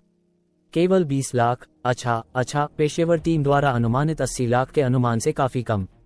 इस कीमत की गणना करने के बाद हर्षवर्धन ने राहत की एक लंबी सांस ली। रिया कपूर हर्षवर्धन के चेहरे के भाव में बदलाव देख रही थीं।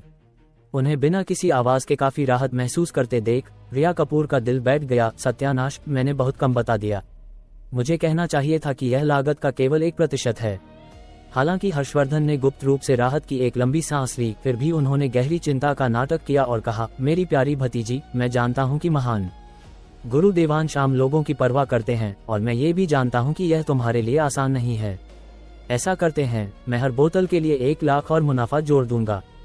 हम बिना मिलावट वाले निर्मल जल को 22 लाख रुपए प्रति बोतल की कीमत पर खरीदेंगे। ये कैसा रहेगा?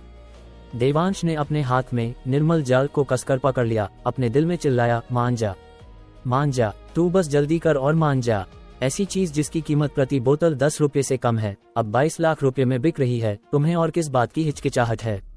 लेकिन रिया कपूर बस वहां पूरे 1.5 मिनट तक खड़ी रही, एक शब्द नहीं बोली।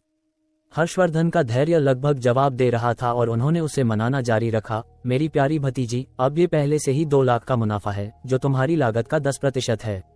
ये तुम्हारे पतले करने के बाद के मुनाफे के लगभग बराबर है, तो ये स्वीकार्य होना चाहिए, है न? ये सुनकर रिया कपूर ने आखिरकार अनिच्छा से सिर हिलाया और कहा, ठीक है, मैं इस बारे में महान गुरु देवांश से बात करूंगी। मुझे उम्मीद है कि वह सहमत हो जाएंगे। ठीक है, तो मैं अपनी प्यारी भतीजी से अच्छी खबर का इंतजार करूंगा, हर्षवर्धन ने कहा। फिर ध्रुव खन्ना और उनके समूह को ओके का इशारा किया और गर्व भरे भाव के साथ उनकी ओर चले गए। हालांकि जहां वे देख नहीं सकते थे, रिया कपूर, जो मूल रूप से परेशान देख रही थीं, ने भी चुपचाप अपनी पतली संगमरमर जैसी उंगलियों से देवांश को ओके का इशारा किया और यहाँ तक कि उसे आंख भी मारी, मानो पूछ रही हो, हूं ना मैं कमाल की। अगर यह अनुचित मौका न होता तो देवांश रिया कपूर को एक बड़ा थम्स अप देना चाहता और सीधे उसकी तारीफ करना चाहता कि बहुत बढ़िया, बहुत ही बढ़िया, सुपर अविश्वसनीय रूप से बढ़िया। आप जानते हैं, सेना में चोट लगने की दर इतनी अधिक है, मांग निश्चित रूप से आम लोगों की तुलना में बहुत अधिक होगी। कम से कम कहने के लिए प्रति सक्रिय सैनिक सिर्फ 1 बोतल यानी 1 करोड़ बोतलों की खरीद होगी। 22 लाख रुपए प्रति बोतल की कीमत पर वह 22 खरब होगा। और एक निश्चित खूबसूरत देश का वार्षिक सैन्य व्यय केवल लगभग 5 खरब है। फिर भी यह एक सौदा 22 खरब कमा सकता है। ये कमाल कैसे नहीं हो सकता।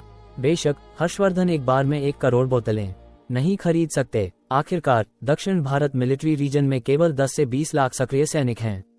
अगर वे प्रति व्यक्ति 1 बोतल सुनिश्चित करना भी चाहें तो ये केवल 20 लाख बोतलों का ऑर्डर होगा, जो मूल राशि का केवल 5वां हिस्सा है।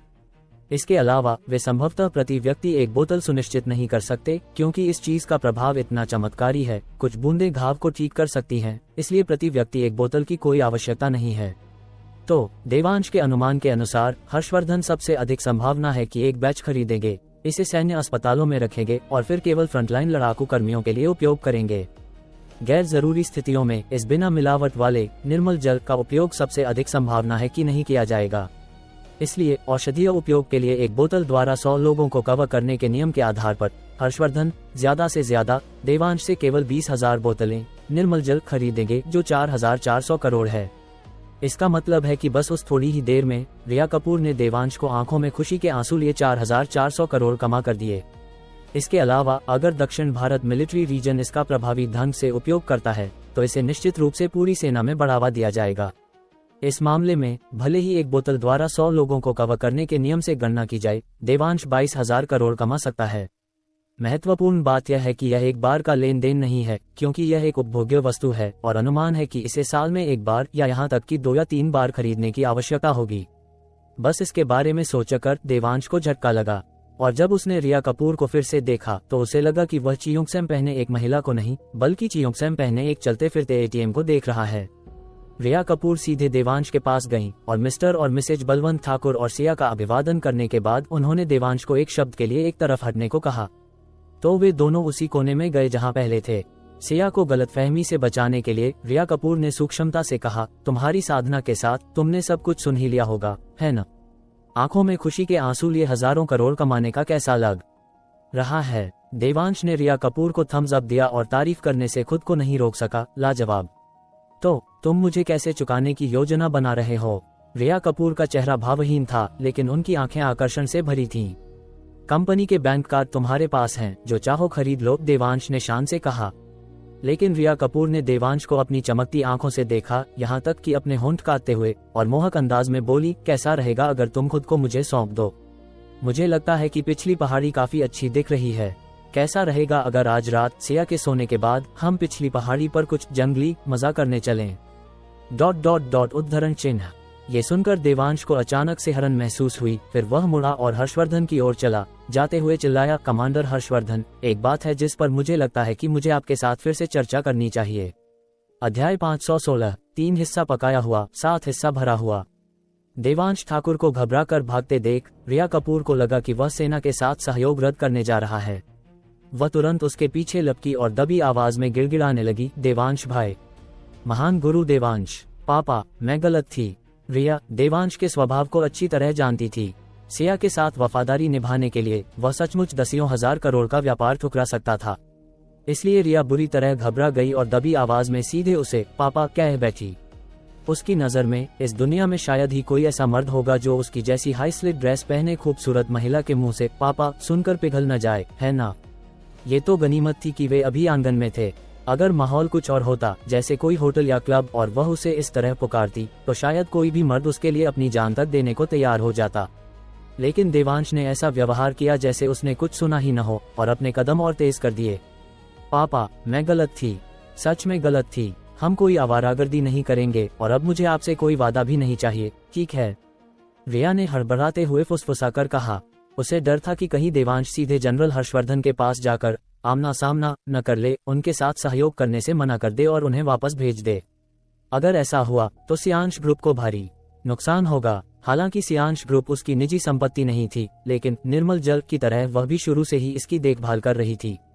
ये दोनों उसके बच्चों जैसे थे और वह उन्हें दिल से चाहती थी। और अगर थोड़ा स्वार्थी होकर सोचें तो अगर वह सियांश ग्रुप को और बड़ा और मजबूत बना दे तो शायद देवांश उसकी तरफ एक नजर देख ले। भले ही वह अभी उसके प्रति रुखा है और यहाँ तक कि पापा और आवारागर्दी जैसे शब्द भी उसे आकर्षित नहीं कर पाए, लेकिन क्या होगा अगर वह उसे हर साल हजारों करोड़ लाखों करोड़ कमा कर दे? क्या तब उसकी निगाहें उस पर कुछ सेकंड के लिए नहीं ठहरेंगी? उस जैसी महिला के सामने जो कोई नाम या ओहदा नहीं चाहती, पैसा कमा सकती है और बेहद आकर्षक भी है, देवांश के पास पिघलने के अलावा कोई चारा नहीं होना चाहिए। क्या लोग नहीं कहते कि घर की मुर्गी दाल बराबर और चोरी का गुड़ मीठा होता है? वह उसे जी भरकर चोरी करने दे सकती थी। इसके अलावा भले ही सियांश ग्रुप उसकी जिम्मेदारी न भी हो, फिर भी वह चाहती थी कि देवांश और भी बेहतर बने। इन्हीं सब वजहों से रिया चिंता से भरी हुई थी, इस डर से कि कहीं देवांश जनरल हर्षवर्धन का ऑर्डर ठुकरा न दे। लेकिन चाहे वह कितना भी गिड़गिड़ाती, देवांश के कदम जरा भी नहीं थमे। वह लगातार जनरल हर्षवर्धन की मेज की ओर बढ़ता रहा, जिससे रिया को निराशा की एक लहर महसूस हुई। यह आदमी इतना नीरस क्यों है? यह एक साधारण सी छेड़खानी भी बर्दाश्त नहीं कर सकता। अच्छा हुआ मैंने यह नहीं कहा कि मेरा इरादा ईशा देशमुख और बाकी सबको बुलाकर ये परखने का था कि कौन राज को बेहतर छिपा सकता है, वरना तुम और भी भड़क जाते। ये सोचते हुए रिया के मन में सिया के लिए जलन पहले से कहीं ज्यादा बढ़ गई। तुम्हें पता है, देवांश ठाकुर एक सिद्ध महागुरु है। ऐसी पहचान वाले किस व्यक्ति के पास 3 पत्नियां और 4 प्रेमिकाएं नहीं होती? लेकिन वह देवांश विशेष रूप से खुद को तुम्हारे लिए, सिया के लिए पवित्र रखता है। ऐसा बेमिसाल और नेक आदमी तुम्हें कहाँ मिलेगा? सिर हिलाकर आह भरने के बाद रिया ने पीछे पीछे चलने की ठानी, इस इरादे से कि जो कुछ भी बचाया जा सके उसे बचा ले। शायद वह इस ऑर्डर को बचा सके। और जनरल हर्षवर्धन देवांश की बातें सुनने और उसके बगल में रिया के घबराए हुए चेहरे को देखने के बाद अपने दिल की धड़कन तेज होने से नहीं रोक पाए। उन्होंने मन ही मन सोचा, गड़बड़ है, क्या गुरु देवांश इस भाव से सहमत नहीं है? ये सोचते हुए हर्षवर्धन ने गुप्त रूप से सिर हिलाया, लेकिन फिर ये मुनाफा बहुत कम है। आखिरकार अन्य दवा कंपनियां जैसे बड़ी फार्मास्यूटिकल्स हर साल सेना से अपनी लागत का 2 गुना मुनाफा कमाती हैं, और फिर भी यह उद्योग में एक ईमानदारी का दाम माना जाता है। कोई रास्ता नहीं है। आखिरकार दवा कंपनियों का बाजार पर एकाधिकार है और सेना चाहे कितनी भी शक्तिशाली क्यों न हो, वह जबरदस्ती नहीं कर सकती। गुरु देवांश के लिए लागत का केवल 10% लाभ के रूप में कमाना वास्तव में कठिन है। ये ध्यान में रखते हुए हर्षवर्धन ने चुपके से एक निर्णय लिया, क्यों न मैं इसे थोड़ा और बढ़ा दूं। ये गनीमत थी कि रिया मन की बात नहीं पढ़ सकती थी, वरना वह निश्चित रूप से सहमति में पागलों की तरह सिर हिला देती। मिस्टर देवांश, क्या आपने हमारा निमंत्रण स्वीकार कर लिया है? हर्षवर्धन ने जानबूझकर विषय बदला, इस उम्मीद में कि देवांश पहले कीमत बढ़ाने का विषय उठाएंगे ताकि वह मोलभाव कर सकें। हालांकि उन्हें और रिया को हैरान करते हुए देवांश ने ऑर्डर का बिल्कुल भी जिक्र नहीं किया, बल्कि सीधे हर्षवर्धन से पूछा, क्या हमारे गांव में सेना तैनात करने के लिए आपके पास कोई विशेष मिशन है? कीमत पर अभी भी बातचीत हो सकती है। हैं, आपने क्या कहा? हर्षवर्धन ने देवांश की बात ठीक से सुनी भी नहीं थी कि उन्होंने अपना पहले से तैयार जवाब दाग दिया, लेकिन बीच में ही उन्हें एहसास हुआ कि कुछ गड़बड़ है, इसलिए उन्होंने जल्दी से फिर पूछा, अंकल हर्षवर्धन, मिस्टर देवांश ने आपसे पूछा कि क्या यहाँ सेना तैनात करने के लिए कोई विशेष मिशन है? रिया ने ये देखकर कि देवांश उसका ऑर्डर रद्द करने के लिए वहां नहीं था, खुशी से दोहराया, विशेष मिशन? मिस्टर देवांश के परिवार की सुरक्षा के अलावा कोई अन्य विशेष मिशन नहीं है। मिस्टर देवांश ऐसा क्यों पूछ रहे हैं? हर्षवर्धन ने माथे पर बल डालते हुए पलटकर पूछा। जैसे ही उन्होंने ये कहा, आंगन के अंदर और बाहर मौजूद सभी लोग, गांव वाले, तुषार यादव, दीपिका ठाकुर और अन्य सभी हैरान रह गए। देवांश के पास ऐसी कौन सी तकनीक थी जो सैन्य क्षेत्र के कमांडर को उसके परिवार की सुरक्षा के लिए सेना भेजने पर मजबूर कर सकती थी? ये कैसा सम्मान था? बुजुर्ग गांव वालों की निगाहें बलवंत और लक्ष्मी ठाकुर पर ईर्ष्या से बदलकर इतनी तीव्र प्रशंसा में बदल गईं कि मानो उनकी आंखों से खून टपक पड़ेगा, और युवा पीढ़ी देवांश के लिए प्रशंसा से भर गई। लेकिन चाहे उनकी भावनाएं उस पल कैसी भी हों, उन्हें आखिरकार समझ आ गया कि ये सैनिक उनके गांव में क्यों तैनात थे। वे गांव वाले जिन्होंने पहले अनुमान लगाया था कि सेना देवांश को गिरफ्तार करने के लिए आई है, अब वे शर्मिंदगी के मारे जमीन में गड़ जाना चाहते थे। हर्षवर्धन का जवाब सुनकर देवांश की भौहें थोड़ी सिकुड़ गईं, फिर उसके दिमाग में कुछ चला और पल भर में एक ध्वनि रोधी घेरा तैयार हो गया। दूसरे लोग केवल उनकी आवाज सुन सकते थे, लेकिन यह नहीं समझ सकते थे कि वे क्या कह रहे हैं। फिर देवांश ने पूछा, आपने उन्हें यहाँ भेजा है ज़ॉम्बी राक्षस पकड़ने के लिए नहीं? इससे पहले जब जगदीश कपूर कर्नल रोशनी पाटिल से मिलना चाहते थे, तो कैप्टन करण शेरगिल ने कहा था कि वह पहाड़ों में गई हैं। देवांश को लगा कि उनकी तैनाती का असली मिशन यही था। आखिरकार उसने पहले ही कह दिया था कि पहाड़ खतरनाक हैं, फिर भी दूसरी पार्टी ने प्रवेश करने की हिम्मत की, जिसका मतलब था कि यह शायद उनका कर्तव्य था। इसके अलावा अगर वे वास्तव में उसके माता पिता की रक्षा के लिए यहाँ होते, तो मेजर कुलकर्णी उसकी माँ की इस तरह निंदा करने की हिम्मत नहीं करता। ये सिर्फ घबराहट को रोकने के लिए था कि सेना के असली उद्देश्य की कभी सार्वजनिक घोषणा नहीं की गई, जिससे गांव वालों ने कई तरह के अनुमान लगाए, जिसमें ये भी शामिल था कि वे उसे गिरफ्तार करने के लिए वहां थे। ज़ॉम्बी, कैसा ज़ॉम्बी? क्या गांव में ज़ॉम्बी हैं? हर्षवर्धन ने भौहें चढ़ाकर वापस पूछा। हर्षवर्धन के लगातार 3 सवाल सुनकर देवांश समझ गया कि यह गांव में तैनात सेना, जैसा कि उसने सोचा था, विशेष रूप से ज़ॉम्बी पकड़ने के लिए नहीं थी, बल्कि उसके परिवार की सुरक्षा के लिए भेजी गई एक सामान्य, नियमित सेना की टुकड़ी थी। दूसरे शब्दों में, उनके पास ज़ॉम्बी से निपटने की क्षमता नहीं थी, और यह अनुमान लगाया जा सकता था कि पूरे कैंप में शायद केवल कर्नल रोशनी पाटिल और कैप्टन करण शेरगिल के पास ही साधना का वह स्तर था जिसका उल्लेख किया जा सके। ये सोचकर देवांश ने हर्षवर्धन के 3 सवालों का जवाब नहीं दिया, बल्कि सीधे पूछा, क्या आप अभी कर्नल रोशनी से संपर्क कर सकते हैं? यह, मिस्टर देवांश, कृपया प्रतीक्षा करें, मैं किसी से पूछता हूँ। इसके साथ ही हर्षवर्धन ने हाथ हिलाया और 2 धारियों और 1 स्टार वाला एक नियमित सेना अधिकारी तुरंत आंगन के बाहर से दौड़ता हुआ अंदर आया। हर्षवर्धन द्वारा रोशनी से संपर्क करने का अनुरोध सुनने के बाद उस अधिकारी ने तुरंत कैंप में कैप्टन करण को फोन करके संबंधित मामलों के बारे में पूछताछ की। घबराहट से बचने के लिए देवांश ने उस अधिकारी को भी ध्वनि रोधी घेरे में शामिल कर लिया। इस बीच हर्षवर्धन ने फिर से भौहें सिकुड़ी और पूछा, मिस्टर देवांश, गांव में क्या सचमुच पीछे के पहाड़ में कोई ज़ॉम्बी है? उस दरिंदे की साधना कितनी है? क्या ये खतरनाक है? देवांश ने सिर हिलाया और उदासीनता से कहा, मुझे लगता है कि यह औसत है, लेकिन अगर आपकी कैप्टन रोशनी का सामना उससे होता है तो मेरा अनुमान है कि यह 3 और 7 का अनुपात होगा। ये सुनकर हर्षवर्धन ने तुरंत राहत की सांस ली और मुस्कुराते हुए कहा, तब तो मुझे तसल्ली है, जीतने का 70% मौका कम नहीं होता। और कैप्टन रोशनी की प्रतिभा। इससे पहले कि वह अपनी बात पूरी कर पाते, देवांश ने फिर से सिर हिलाया और कहा, 3-7 के अनुपात का मतलब है कि रोशनी 3 हिस्सा पक चुकी होगी और उस दरिंदे का पेट 7 हिस्सा भर चुका होगा। अध्याय 517। अगर मैं कहूं कि उन्होंने फिर किसी और को समझ लिया तो क्या तुम यकीन करोगे? जनरल हर्षवर्धन कुछ देर के लिए वहीं सन रह गए। ये देखकर कि देवांश कोई मजाक नहीं कर रहा है, उन्होंने तुरंत उस मेजर को आवाज लगाई, क्या हुआ? उधर से क्या खबर है? मेजर ने जल्दी से जवाब दिया, डिप्टी कमांडर करण का कहना है कि एक सैटेलाइट फोन है जिसका उपयोग किया जा सकता है, लेकिन हम उनसे संपर्क कर पाएंगे या नहीं, ये कैप्टन रोशनी की सटीक लोकेशन पर निर्भर करता है। क्या मतलब? सैटेलाइट फोन भी दूसरी पार्टी की लोकेशन पर निर्भर करता है? ये कैसा बेतुका तर्क है? हर्षवर्धन को थोड़ा गुस्सा आ गया। वे देवांश की ताकत को अच्छी तरह जानते थे, इसलिए उन्हें उसके फैसले पर पूरा भरोसा था।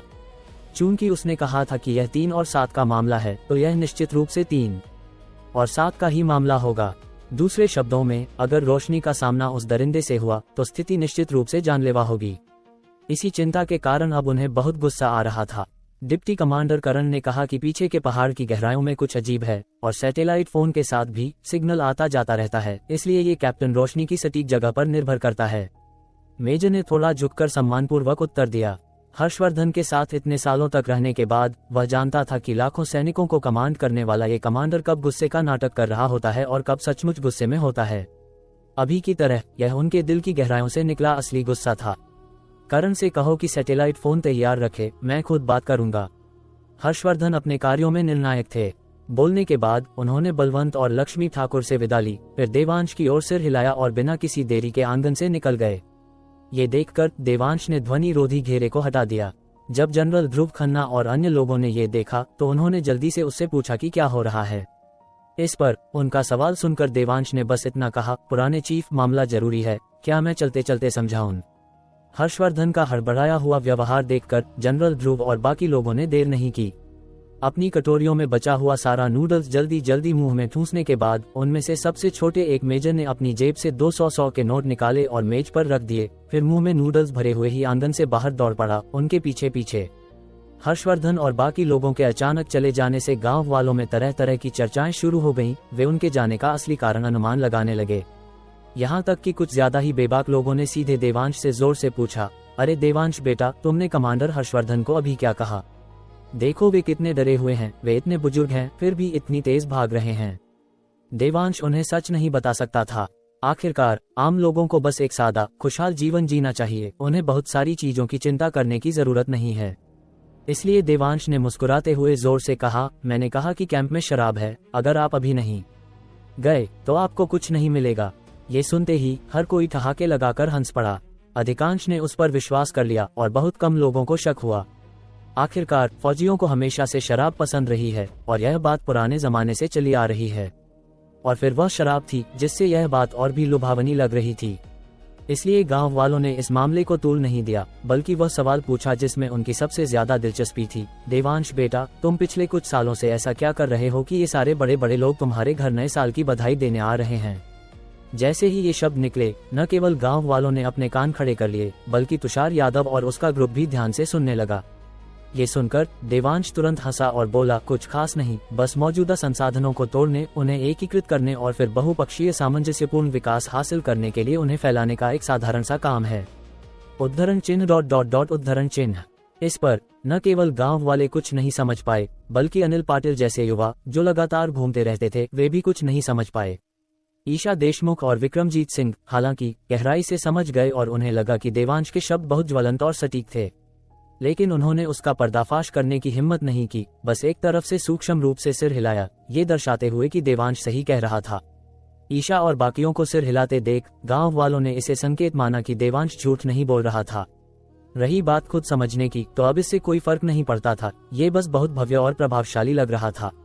जब गांव वाले अभी भी उलझन में थे, देवांश ने ईशा और बाकी लोगों से कहा, ठीक है, नए साल की बधाई दी जा चुकी है और उपहार दिए जा चुके हैं। अब आप लोग जहां से आए थे वहां वापस जाए।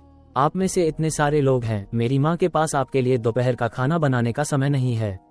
अरे शरारती लड़के, ये कैसी बात है? दूर से आए मेहमानों का स्वागत है। जब तक वे बुरा नहीं मानते, मैं उन्हें दोपहर का खाना खिलाने के लिए पूरी तरह तैयार हूँ। लक्ष्मी ठाकुर ने जल्दी से कहा। गर्मजोशी और मेहमान नवाजी लक्ष्मी का स्वभाव था और चूंकि उन्होंने उसे इतने सारे उपहार दिए थे, उसे लगा कि उन्हें खाना खिलाना उसका फर्ज है। हालांकि ईशा और बाकी लोग भी रुकना चाहते थे और ठाकुर परिवार के यहाँ दोपहर का खाना खाना चाहते थे, लेकिन देवांश का लहजा पहले ही तय हो चुका था। चाहे वे कितने भी अनिच्छुक क्यों न हो, वे सब माफी मांगते हुए मुस्कुराए, ये कहते हुए कि उनके पास जरूरी काम है और उन्हें तुरंत वापस लौटना है। लक्ष्मी के बार बार रोकने की कोशिशों के बावजूद एक भी व्यक्ति रुकने की हिम्मत नहीं कर पाया। यहाँ तक कि कपूर परिवार भी सबके जाने के बाद और निर्मल जल से भरी गाड़ी आंगन में पहुँचाने के बाद बिना किसी देरी के तुरंत निकल गया। पलक झपकते ही कभी हलचल से भरा आंगन अब केवल गांव वालों और करीने से सजाए गए नए साल के उपहारों के ढेर के साथ रह गया था। और जब गांव वालों ने देखा कि नए साल के सभी आगंतुक चले गए हैं, तो वे तुरंत इकट्ठा हो गए, आंगन में उपहारों की जांच करने लगे, यह अनुमान लगाने लगे कि प्रत्येक की कीमत कितनी है और कौन सा दूसरे से अधिक महंगा है। खुशी खुशी व्यस्त हो गए। बलवंत और लक्ष्मी ठाकुर को भी उनके द्वारा खींच लिया गया। वे उपहारों के ढेर के बीच खड़े थे, गांव वालों की तरह तरह की तारीफें और ईर्ष्यापूर्ण बातें सुन रहे थे और कान से कान तक मुस्कुरा रहे थे। इस बीच तुषार और बाकी लोगों ने चुपचाप देवांश को घेर लिया था, जो ऊपर से तो उत्साही लग रहे थे, लेकिन अंदर ही अंदर कातिलाना इरादे पाल रहे थे, जैसे कि डर रहे हों कि कहीं वह चुपके से खिसक न जाए। उनके पास पूछने के लिए बहुत सारे सवाल थे और अगर उन्हें स्पष्ट जवाब नहीं मिले तो शायद उनका साल अच्छा नहीं बीतेगा। लकी तनेजा तो पहले से ही एक तरफ अपनी मुठ्ठियां रगड़ रहा था, लेकिन वह केवल इसलिए रुका हुआ था क्योंकि गांव वाले अभी तक गए नहीं थे। लेकिन उसे ज्यादा इंतजार नहीं करना पड़ा। अनिल पाटिल और अन्य युवाओं द्वारा देवांश भाई के परिवार के आराम में खलल न डालने की अपील के तहत गांव वाले धीरे धीरे आंगन से चले गए। अनिल ने तो सोच समझकर बाहर से आंगन का गेट भी बंद कर दिया। इस प्रकार ठाकुर परिवार के सदस्यों के अलावा केवल तुषार और अन्य 5 बाहरी लोग आंगन में रह गए। इस पल देवांश वास्तव में अनिल पाटिल से कहना चाहता था, मैं वास्तव में इसका आभारी हूँ। जैसे ही अनिल ने आंगन का गेट बंद किया, लकी तनेजा सबसे पहले देवांश पर टूट पड़ा, एक छोटे से दांव के साथ उसे काबू में कर लिया। ये देखकर दीपिका, जो तेज दिमाग वाली थी, एक लंबी बेंच ले आए और हड़बड़ाहट में निर्देश दिया, जल्दी इसे इस पर लिटाओ, इसे दावत ए बकरा की तरह बांध दो। लकी तनेजा ने कुछ साल पहले ठाकुर परिवार को बकरे काटने में मदद की थी। बाद में उसने तुषार की मर्सिडीज बेंज का इस्तेमाल कटे हुए बकरों को नए साल के सामान के रूप में बेचने के लिए बाजार ले जाने के लिए भी किया था। वह साल सुअर प्लेग के साथ संयोग से आ गया था और पोर्क की कीमतें 40 या 50 रुपए प्रति जिन तक बढ़ गई थीं। एक सुअर अकेले 15,000 रुपये में बिका, जिससे बहुत सारा कर्ज चुकता हो गया। इसलिए लकी और बाकी लोग बकरे को बांधने में बहुत कुशल थे। कुछ ही देर में उन्होंने देवांश को लंबी बेंच पर दबा दिया। हालांकि उन्होंने उसे वास्तव में नहीं बांधा, बस इसका दिखावा किया। पीहू ने ये देखकर एक बार फिर शरारत से छलांग लगाई और तालियां बजाईं। फिर साफ आवाज में बोली, मम्मी जल्दी मुझे ऊपर उठाओ, मुझे फिर से बकरे की सवारी करनी है। सिया असहाय थी और केवल अपनी बेटी को फिर से उठा सकती थी। उसे देवांश की पीठ पर बिठा दिया, फिर उसे गिरने से बचाने के लिए झुककर उसकी रखवाली करने लगी। और पीहू के इस बकरा नियंत्रण ताबीज के रूप में काम करने के साथ लकी, तुषार और अन्य लोगों को अब उसके हाथ खींचने की जरूरत नहीं थी और वह लंबी बेंच से उठेगा भी नहीं। तुम्हें देवांश ठाकुर, मैंने सोचा था कि तुम ईमानदार हो और झूठ बोलने वालों में सबसे आखिरी होगे, लेकिन मुझे उम्मीद नहीं थी कि तुम बाहर इतना अच्छा कर रहे होगे और तुमने हमें ये सोचकर बेवकूफ बनाया कि विक्रमजीत सिंह ने गलत व्यक्ति को पहचान लिया था। जल्दी ईमानदारी से कबूल करो, ये सारे बड़े लोग तुम्हें नए साल की बधाई देने क्यों आ रहे हैं? अगर मैंने कहा कि उन्होंने फिर से गलत व्यक्ति को पहचान लिया तो क्या तुम मुझ पर विश्वास करोगे? देवांश ने अजीब तरह से कहा। उद्धरण चिन्ह ... उद्धरण चिन्ह। ये सुनकर तुषार और अन्य लोगों ने तुरंत देवांश को ऐसे देखा जैसे वह कोई बेवकूफ हो और कुछ नहीं बोले। लकी तनेजा ने तो अपना दाहिना हाथ भी उठाया, उसे ध्यान से देखते हुए बड़बड़ाया, मैं मूल रूप से एक आम आदमी के रूप में तुम्हारे साथ रहना चाहता था, लेकिन मुझे उम्मीद नहीं थी कि मुझे क्रूर धोखे का सामना करना पड़ेगा। अब मैं नाटक नहीं कर रहा, मैं वास्तव में एक कसाई हूँ और मैं सच बोल रहा हूँ। लकी तनेजा बुच, आज मैं तांडव मचाने वाला हूँ। पीहू, जल्दी से दूर हो जाओ, कहीं बाद में तुम पर खून न गिर जाए। अध्याय 518। पीहू के लिए वह कोई भी कीमत चुकाने को तैयार था। खी खी खी खी खी खी। डरने के बजाय ये सुनकर पीहू और भी जोर से खिलखिलाकर हंस पड़ी। इतना ही नहीं, उसने अपनी कमर मटकाते हुए देवांश के कूल्हे पर थपकी मारी और लकी तनेजा की ओर चिल्लाई, मोटे अंकल जल्दी करो, यहाँ से काटो। पुट्ठे का मांस मजेदार होता है, मुझे पुट्ठे का मांस खाना है। उद्धरण चिन्ह ... उद्धरण चिन्ह। ये सुनकर देवांश पूरी तरह से हक्का बक्का रह गया। तो वह सारा समय जो मैंने तुम्हारे साथ कीचड़ में खेलने में बिताया वह सब बेकार गया। ये पुट्ठे के मांस के लालच के सामने कुछ भी नहीं था। लकी तनेजा ने वास्तव में काटने की कोशिश नहीं की, बल्कि देवांश को धमकाया, मिस्टर देवांश, लकी तनेजा अब एक आंतर शक्ति वाले मार्शल आर्टिस्ट हैं। अगर मैंने सच में इस चाकू से काटा तो तुम कम से कम आधे अधूरे अपंग हो जाओगे। इसलिए यहाँ सुझाव यह है कि आसानी से कबूल कर लो, वरना नमक और जीरे के साथ भून दिए जाओगे। देवांश जानता था कि किसी और को समझने का बहाना अब नहीं चलेगा, इसलिए उसने वही कहानी दोहराई जिसका इस्तेमाल उसने दीपिका, सिया और बाकी लोगों को बेवकूफ बनाने के लिए किया था कि वह गुरु देवांश की औषधीय गोलियों के लिए एक एजेंट के रूप में काम कर रहा है। हालांकि दीपिका और अन्य लोग अब इस कारण पर थोड़ा संदेह कर रहे थे, लेकिन देवांश आखिर उनका परिवार था, इसलिए भले ही उन्हें संदेह था, वे इसे बाहरी लोगों के सामने नहीं दिखा सकते थे, वरना इससे देवांश को बहुत शर्मिंदगी होती। उन्हें लगा कि वे तुषार और उसके ग्रुप के जाने तक इंतजार कर सकते हैं, फिर बंद दरवाजों के पीछे आपस में चर्चा कर सकते हैं। इसलिए अपनी उलझन के बावजूद उन्होंने कुछ नहीं कहा, लेकिन उन्हें उम्मीद नहीं थी कि तुषार और उसका ग्रुप थोड़ा मुश्किल होगा। देवांश के बोलने के बाद लकी सबसे पहले पूछने वाला था, तुम विक्रमजीत सिंह के साथ व्यापार करते हो, इसलिए चिंटू चड्ढा तुमसे डरता है। ये समझ में आता है, लेकिन विक्रमजीत तुम्हारा इतना सम्मान क्यों करता है? यहाँ तक कि उसने स्वेच्छा से तुम्हारे दूसरे यानी जसवंत ठाकुर, जो क्राइम ब्रांच का डायरेक्टर है, उससे भिड़ने की पेशकश भी कर दी। और तुम्हारी साधना तकनीक कहाँ से आए? ये सुनकर दीपिका को लगा कि लकी तो बस उसका सबसे अच्छा प्रवक्ता है, क्योंकि वह भी यही सवाल पूछना चाहती थी और लकी से भी ज्यादा। कोई आश्चर्य नहीं, लकी ने केवल हिमशैल का सिरा देखा था, जबकि उसने पूरा हिमशैल देखा था। विक्रमजीत सिंह स्वेच्छा से देवांश के लिए कुली का काम कर रहा था। क्राइम ब्रांच के डायरेक्टर से भिड़ना, नए साल के दूसरे दिन बधाई देने आना, ये ज्यादा से ज्यादा आपसी लेन देन माने जा सकते हैं, लेकिन कुली का काम करना, ये निश्चित रूप से अपने रुतबे को गिराना था और विक्रमजीत इसके लिए वास्तव में तैयार था। अगर यह बात बाहर निकल गई तो कौन विश्वास करेगा? इसके अलावा ईशा देशमुख और लव्या सालियान इतनी कम उम्र की हैं, क्या उन्हें भी बीमारियां हैं और इलाज के लिए औषधीय गोलियों की जरूरत है? तुषार ने भी पूछा। और रिया कपूर, डिम्पल ने कहा, सिया की ओर देखते हुए। उसका सामान्य भाव देखकर उसने अपनी बात जारी रखी, उसने तुमसे क्या फुसफुसाया? बात करते करते वह अचानक इतनी बेचैन क्यों हो गई? कमांडर हर्षवर्धन और अन्य लोग किस तरह की तकनीक चाहते हैं? क्या ये भी औषधीय गोलियों से संबंधित है? गुंजन ने भी पूछा। वेदिका ने अपना मुंह खोला, उसे लगा कि इस समय मिलनसार दिखने के लिए उसे कुछ पूछना चाहिए, लेकिन उसके पास पूछने के लिए वास्तव में कुछ नहीं था और एक पल के लिए वह बहुत घबराई हुई और अजीब महसूस कर रही थी। ये सवाल जो उन्होंने पूछे वे वास्तव में वही थे जो दीपिका और सिया भी पूछना चाहती थीं। अब जब यह उनके मुंह से पूछा गया तो इसने उन्हें अपने परिवार पर सवाल उठाने की शर्मिंदगी से बचा लिया। इन सवालों को सुनने के बाद देवांश लंबी बेंच पर शांति से लेटा रहा और बहुत ही सौम्य तरीके से जवाब दिया, आपके द्वारा पूछे गए इन सभी सवालों का जवाब 2 शब्दों में दिया जा सकता है, सेहत। तुषार और अन्य चूंकि अभी आपके पास एक स्वस्थ शरीर है, आप अभी तक उस बड़ी कीमत को नहीं समझ सकते जो एक व्यक्ति अपनी सेहत वापस पाने के लिए चुकाने को तैयार होता है, देवांश ने धीरे से कहा। उसके शब्दों में एक सूक्ष्म उदासी थी। कोई दूसरा रास्ता नहीं था, उसने उस भावना का अनुभव किया था। चाहे वह उसके पिछले जन्म में हो या अब, पीहू की सेहत बहाल करने के लिए वह सचमुच कोई भी कीमत चुकाने को तैयार था। यहाँ तक कि 10,000 साल की अकेली तड़प जिसे उसने एक अडिग दिल के साथ सहा था, अंत में जब अमृतत्व के प्रलोभन का सामना करना पड़ा तो उसने समय को उल्टने और 10,000 साल पहले आज के दिन लौटने का चुनाव करने से पहले एक पल भी संकोच नहीं किया। क्या ये कीमत काफी बड़ी नहीं थी? यह शायद इस दुनिया में चुकाई गई किसी भी कीमत से बड़ी थी। लेकिन क्या देवांश को इसका पछतावा था? अगर उसे दूसरा मौका मिले तो भी वह ऐसा ही करेगा। भले ही इसका मतलब 1 और 10 लाख साल तक साधना करना हो, वह संकोच नहीं करेगा, क्योंकि पीहू के लिए कीमत चाहे कितनी भी बड़ी क्यों न हो, वह तैयार था। उसके शब्दों को सुनकर हर कोई अनजाने में पीहू के बारे में सोचने लगा और फिर जैसे सहानुभूति रखते हुए उन्हें तुरंत समझ में आ गया कि देवांश का क्या मतलब है। देवांश ने आगे कहा, चाहे वह विक्रमजीत हो, ईशा हो या रिया कपूर, वे सभी अपने परिवारों के कारण मेरा इतना सम्मान करते हैं, क्योंकि अगर मैं औषधीय गोलियां रोक लूं तो वे अपने प्रियजनों से हमेशा के लिए अलग हो सकते हैं। जैसे ईशा के माता पिता जिन्हें दिग्विजय देशमुख ने जहर दिया था, केवल दिग्विजय के पास ही उसका मारक था।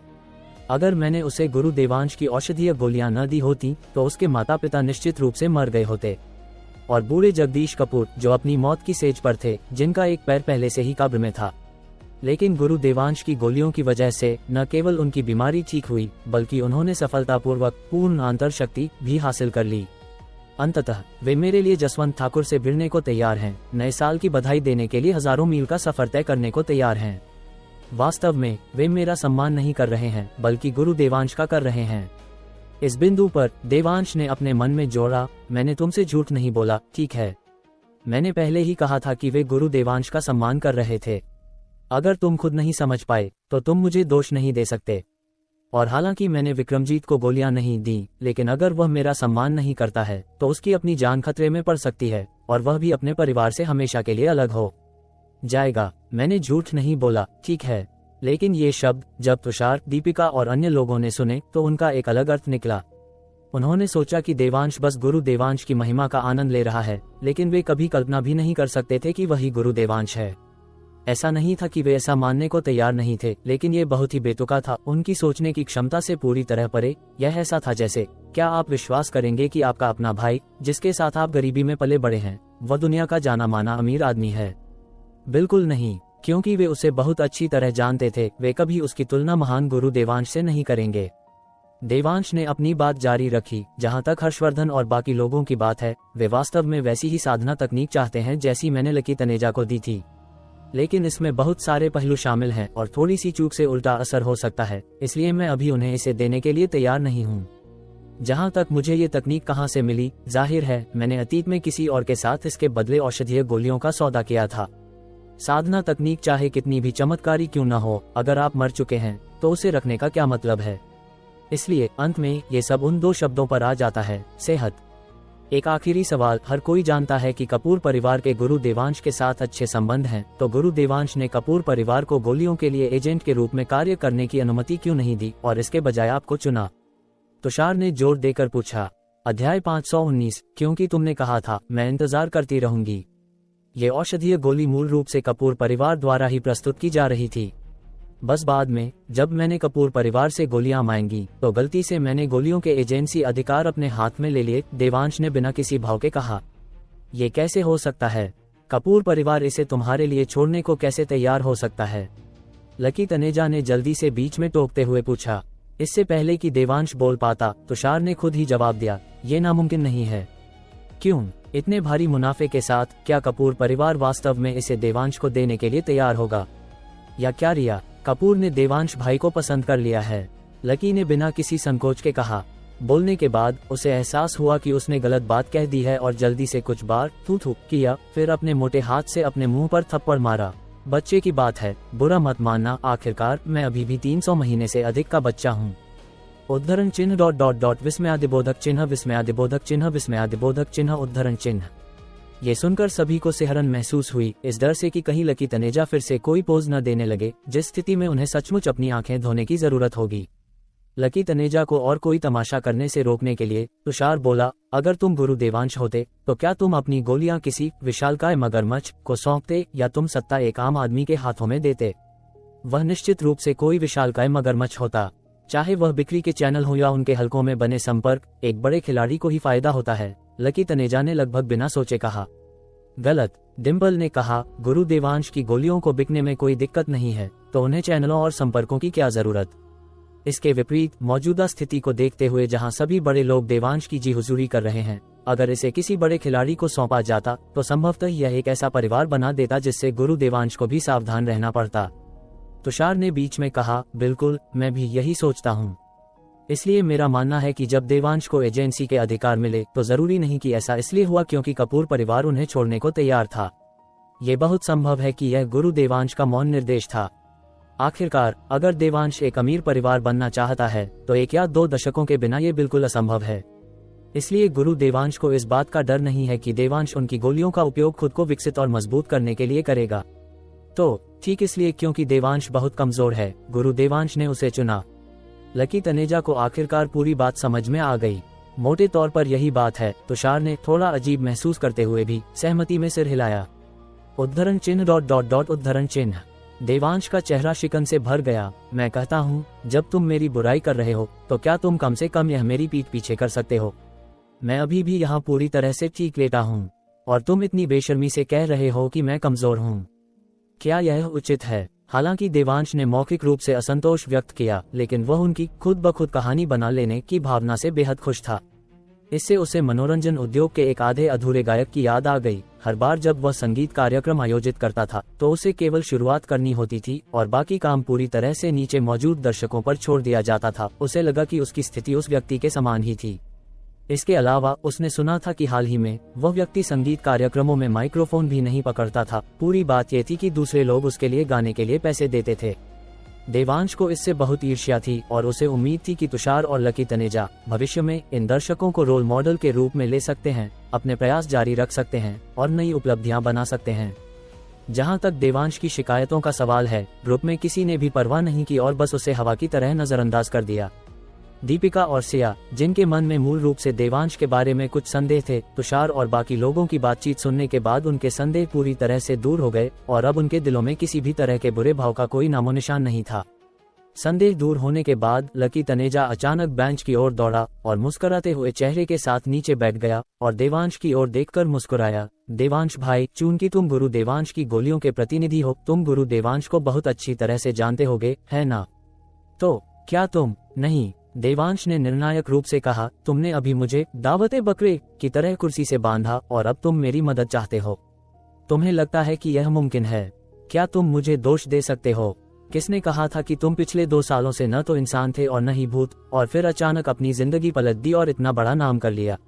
अगर यह खबर बाहर निकलती तो कौन यकीन करता? लकी तनेजा ने अपनी बात पूरी की और जारी रखा, इसके अलावा मैं तुमसे कुछ करने के लिए नहीं कह रहा हूँ। बस मेरी मदद करो और पूछो कि क्या गुरु देवांश मुझे शिष्य के रूप में स्वीकार करने को तैयार हैं। आखिरकार सिर्फ एक दिन में आंतर शक्ति विकसित करने की मेरी प्रतिभा के साथ मुझे लगता है कि गुरु देवांश के अलावा कोई और मेरा गुरु नहीं हो सकता। उद्धरण चिन्ह ... उद्धरण चिन्ह। देवांश अब लकी तनेजा के साथ माथापच्ची नहीं करना चाहता था। अगर पीहू अभी भी उसकी पीठ पर सवार न होती तो देवांश बहुत पहले ही भाग चुका होता। ये देखकर कि देवांश कुछ नहीं बोल रहा, लकी तनेजा ने विषय बदल दिया। मैं जानता हूँ कि यह एहसान तुम्हारे लिए थोड़ा मुश्किल है। आखिरकार तुम इतने कमजोर हो कि शायद गुरु देवांश के सामने बोल भी न पाओ, इसलिए मैंने सवाल बदलने का फैसला किया है। तुमने पहले कहा था कि तुम्हारे बैंक कार्ड में जमा राशि है, क्या ये सच है? तुम क्या करना चाहते हो? देवांश ने सावधानी से पूछा। लकी तनेजा का हाथ इन दिनों थोड़ा तंग है, क्यों न तुम मुझे कुछ 100 करोड़ उधार दे दो खेलने के लिए। लकी तनेजा ने दांत दिखाते हुए कहा। ये सुनकर देवांश ने एक गहरी सांस ली और फिर पीहू से बहुत ही प्यार से कहा, पीहू, तुम एक पल के लिए नीचे क्यों नहीं आती? मुझे तुम्हारे मोटे अंकल के साथ कुछ चर्चा करनी है। पीहू, नहीं, बिल्कुल नहीं, बस वैसे ही बैठी रहो, वह सबसे सुंदर है, लकी तनेजा ने कहा आंगन के बाहर की ओर चलते हुए, इस डर से कि देवांश उछलकर उसे पीट देगा। भले ही वह अब एक आंतर शक्ति वाला मार्शल आर्टिस्ट था, लेकिन वह देवांश से लड़ने की हिम्मत नहीं करता था, इस डर से कि अगर उसने थोड़ी भी ताकत का इस्तेमाल किया तो वह देवांश को ऊपर न पहुंचा दे। हालांकि जैसे ही लकी तनेजा आंगन से बाहर भागने वाला था, अचानक उसके पीछे से एक जोरदार बूम की आवाज आई। जब उसने पीछे मुड़कर देखा तो एक बिल्कुल नई काली मर्सिडीज बेंज जी क्लास दहाड़ते हुए इंजन के साथ बेतहाशा आंगन में चली आ रही थी। इसे चलाने वाली और कोई नहीं बल्कि दीपिका थी। इन अमीर परिवारों ने उन्हें बहुत सारी कारें भेजी थीं, लेकिन दीपिका ने अंततः केवल यह मर्सिडीज बेंज जी क्लास ही रखी। कारण सरल था, गांव में ये कार चलाना आसान था और सड़कों पर उछलती नहीं थी। पीहू ने अपनी बुआ को गाड़ी चलाते देखा, इसलिए वह देवांश की पीठ से कूद गई और उछलती हुई मर्सिडीज बेंज जी क्लास की ओर भागी, ये कहते हुए कि वह भी अंदर जाकर खेलना चाहती है। देवांश अब आजाद होकर लकी तनेजा का पीछा नहीं किया। इसके बजाय वह सिया के पास गया और उससे धीरे से पूछा, उन्होंने अभी इतनी सारी कारें भेजी, तुमने अपने लिए एक क्यों नहीं रखी? सिया कुछ नहीं बोली, उसने बस अपना सिर घुमाया और देवांश की ओर देखा, फिर मुस्कुराई और सिर हिलाया, कुछ नहीं कहा। लेकिन अपने दिल में उसने चुपके से कहा, क्योंकि एक खास इंसान ने एक बार कहा था कि वह खुद मुझे एक देगा, इसलिए मैं हमेशा इंतजार करूंगी। गांव के आखिरी छोर पर गांव में स्थित सैन्य शिविर में अविश्वसनीय रूप से व्यस्तता थी। सभी सैनिक सभी फ्रीक्वेंसी पर कर्नल रोशनी से संपर्क करने की कोशिश कर रहे थे, लेकिन उन्होंने लंबे समय तक कोशिश की और कोई सफलता नहीं मिली। जैसे ही हर्षवर्धन उन सशस्त्र हेलीकॉप्टरों को पहाड़ों में खोज के लिए भेजने वाले थे जो पहले उतरे थे, एक धीमी रुक रुक कर आती आवाज आई, मैं हूँ रोशनी। अध्याय 520। मुझे लगता है कि हमें चीफ रोशनी के बारे में चिंता करने की बिल्कुल जरूरत नहीं है। रोशनी की आवाज सुनते ही हर्षवर्धन ने तुरंत राहत की बहुत बड़ी सांस ली। उन्होंने करण के हाथ से सैटेलाइट फोन छीना और माइक्रोफोन में कहा, कैप्टन रोशनी, मैं हर्षवर्धन बोल रहा हूँ। मुझे परवाह नहीं है कि तुम अभी कहाँ हो, तुरंत पहाड़ से नीचे उतरो और नागपुर गांव के कैंप में वापस आओ। हाँ कमांडर, आपने क्या कहा? मैं साफ नहीं सुन पा रही। सैटेलाइट फोन से रोशनी की आवाज रुक रुक कर आ रही थी। मैंने कहा, तुरंत पहाड़ से नीचे उतरो, तुरंत पहाड़ से नीचे उतरो। क्या तुमने सुना? हर्षवर्धन ने घबराहट में चिल्लाया। मैं सुन नहीं सकती कमांडर हर्षवर्धन, करण को बता दो, मैं पूरा करूंगी। फिर तुरंत कैंप। इस बार आवाज न केवल रुक रुक कर आ रही थी बल्कि उसमें बहुत ज्यादा खरखराहट भी थी। यहाँ तक कि जो कुछ शब्द सुनाई दे रहे थे उन्हें समझने के लिए भी बहुत मेहनत करनी पड़ रही थी। बड़ी मुश्किल से पता चल रहा था कि वे क्या थे। हर्षवर्धन ने बहुत देर तक फोन में चिल्लाया, लेकिन चाहे उन्होंने कितना भी चिल्लाया हो, दूसरी तरफ सन्नाटा छाया रहा। कोई आवाज नहीं आ रही थी, यहाँ तक कि खरखराहट भी नहीं। हर्षवर्धन ने माथे पर बल डालते हुए अपने पास खड़े करण से पूछा, उसका क्या मतलब था? उद्धरण चिन्ह ... उद्धरण चिन्ह। ये सुनकर करण की आंखें फटी की फटी रह गईं। कमांडर, भले ही सैटेलाइट फोन स्पीकर पर था, लेकिन भय इंसान है, कोई अंतर्यामी नहीं। अगर आप साफ नहीं सुन सके तो मेरे लिए सुनने का कोई सवाल ही नहीं था। लेकिन अपनी अंदरूनी शिकायतों के बावजूद करण ने अपने कई सालों के पेशेवर प्रशिक्षण पर भरोसा करते हुए रोशनी के शब्दों के टुकड़ों को जोड़कर एक मतलब निकाला। रिपोर्टिंग कमांडर, चीफ रोशनी ने शायद कहा। मैं यहाँ स्पष्ट रूप से नहीं सुन सकती। यदि कमांडर हर्षवर्धन के पास कोई काम है तो आप इसे करण को सौंप सकते हैं। अपना वर्तमान कार्य पूरा करने के बाद मैं तुरंत कैंप लौट आऊंगी। उद्धरण चिन्ह ... उद्धरण चिन्ह। करण का अनुवाद सुनने के बाद हर्षवर्धन ने अनजाने में उस युवक को गौर से देखा। उनकी आंखों में आश्चर्य भरा था। सिर्फ वही नहीं, संचार कक्ष में मौजूद हर कोई उसे ऐसे देख रहा था जैसे वह कोई राक्षस हो। मन ही मन सोच रहे थे, उसने यह अनुमान कैसे लगाया? खास बात यह थी कि यह पूरी तरह से स्वाभाविक लग रहा था, जैसे कि रोशनी ने वास्तव में यही कहा हो। लेकिन करण को यह बिल्कुल भी अजीब नहीं लगा। इसके बजाय उसने हर्षवर्धन से पूछा, कमांडर हर्षवर्धन, क्या कोई जरूरी बात है जिस पर आपको चीफ रोशनी से चर्चा करनी है? चीफ रोशनी की मंशा के अनुसार आप इसे मुझे सौंप सकते हैं। ये सुनकर हर्षवर्धन बोलने ही वाले थे, लेकिन संचार कक्ष में अभी भी बहुत से सैनिकों को देखकर उन्होंने करण को बात करने के लिए कार्यालय में चलने का इशारा किया। तो हर कोई कार्यालय की ओर उमड़ पड़ा और हर्षवर्धन ने सीधे पूछा, डिप्टी कमांडर करण, क्या तुम जानते हो कि कैप्टन रोशनी पहाड़ों में क्यों गई? जी हाँ, पहाड़ों में एक ज़ॉम्बी था और चीफ रोशनी ने कहा कि वह नागपुर गांव के रहने के माहौल को शांतिपूर्ण बनाने के लिए उसे खत्म करने जा रही हैं। करण ने जवाब दिया। तुम्हें पता था कि वह ज़ॉम्बी पकड़ने गई है? और कौन जानता है? हर्षवर्धन ने जोर देकर पूछा, इस डर से कि खबर फैल जाएगी और दहशत पैदा होगी। करण ने कहा, मेरे और चीफ रोशनी के अलावा केवल कॉमरेड देवांश जानते हैं। तुम्हें कैसे पता चला कि पहाड़ों में ज़ॉम्बी है? हर्षवर्धन ने पूछा। यह एक ऐसा सवाल था जिससे वे और यहाँ तक कि जनरल ध्रुव और अन्य लोग भी चिंतित थे। ठाकुर परिवार के आंगन से कैंप तक जनरल ध्रुव और अन्य लोगों ने हर्षवर्धन से ज़ॉम्बी के बारे में जान लिया था और समझ गए थे कि हर्षवर्धन रोशनी से संपर्क करने के लिए इतने उत्सुक क्यों थे, लेकिन हर्षवर्धन की तरह वे भी ज़ॉम्बी घटना की शुरुआत और अंत के बारे में स्पष्ट नहीं थे। इसलिए अब हर्षवर्धन को ये पूछते हुए सुनकर उन्होंने तुरंत अपने कान खड़े कर लिए। ये सवाल सुनकर करण ने उस समय की स्थिति को पूरे विस्तार से बताया। हालांकि उसे लगा कि देवांश का निजी सजा देना अभिमानी और दबंगई थी, लेकिन उसने लांस नायक संजू के पिता महेश पाटिल को ठीक करने के लिए उसकी बहुत प्रशंसा की। करण की विस्तृत रिपोर्ट सुनने के बाद हर्षवर्धन को देवांश के तरीकों की गहरी समझ मिली और उसे मुख्य प्रशिक्षक के रूप में नियुक्त करने की उनकी इच्छा और भी प्रबल हो गई। लेकिन अभी इन मुद्दों पर विचार करने का समय नहीं था, ये रोशनी का पता लगाने का तरीका खोजने के बारे में था। इसलिए हर्षवर्धन ने पूछना जारी रखा, चूंकि देवांश ने कहा था कि पहाड़ खतरनाक हैं और यह भी कहा था कि वह इससे निपटने के लिए समय लेगा, तो कैप्टन रोशनी बिना अनुमति के पहाड़ों में क्यों गईं? हालांकि देवांश चिकित्सा में अत्यधिक कुशल है, वह केवल एक चिकित्सक है। उसे एक मार्शल आर्टिस्ट के तरीकों की कोई समझ नहीं है और चीफ रोशनी की गहन तकनीकों की तो बिल्कुल भी नहीं। स्वाभाविक रूप से चीफ रोशनी उसका सुझाव नहीं मानेंगी, करण ने बड़े आत्मविश्वास के साथ कहा। उद्धरण चिन्ह ... उद्धरण चिन्ह।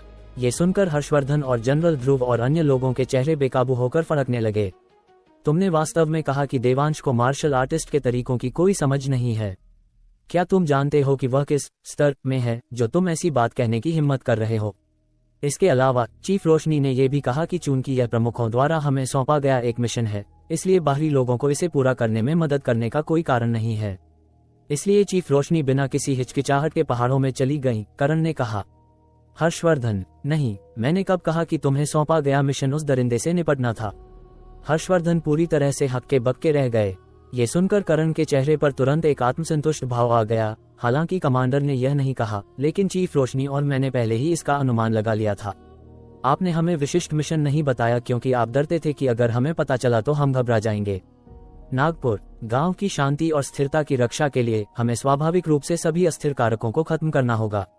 एकमात्र चीज जो नागपुर गांव की स्थिरता को खतरे में डाल सकती है वह ज़ॉम्बी है, इसलिए ये स्वाभाविक रूप से वह मिशन बन गया जो कमांडर ने हमें दिया था। तुम ऐसा कैसे सोच सकते हो? हर्षवर्धन पूरी तरह से सन्न रह गए। यह उनके मूल इरादे से मीलों दूर था। ये सुनकर करण और भी अधिक आत्मसंतुष्ट हो गया। हमने पहले इस बारे में नहीं सोचा था। हमने सोचा कि यह सिर्फ गांव की स्थिरता बनाए रखने का एक साधारण मामला था, जब तक कि हमें उस ज़ॉम्बी के अस्तित्व का पता नहीं चला। चीफ रोशनी के अनुसार उनके लिए व्यक्तिगत रूप से टीम का नेतृत्व करना ये केवल गांव की स्थिरता बनाए रखने का एक साधारण कार्य नहीं हो सकता था। जरूर कोई अधिक खतरनाक छिपा हुआ मिशन उनका इंतजार कर रहा होगा, और वह ज़ॉम्बी बिना किसी संदेह के वही छिपा हुआ मिशन है। करण की व्याख्या सुनने के बाद हर्षवर्धन अपना सिर हिलाने और आह भरने से नहीं रोक पाए। क्या इसे ही कहते हैं डेढ़ सयाना होना? मैं उसे छुट्टी देना चाहता था, उसे अच्छी तरह आराम करने देना चाहता था, लेकिन उसे तो बस मुसीबत खड़ी करनी थी। हर्षवर्धन का भाव देखकर करण ने तुरंत आश्चर्य से पूछा, कमांडर, क्या वह ज़ॉम्बी आपके द्वारा चीफ रोशनी के लिए व्यवस्थित किया गया कोई छिपा हुआ मिशन नहीं है?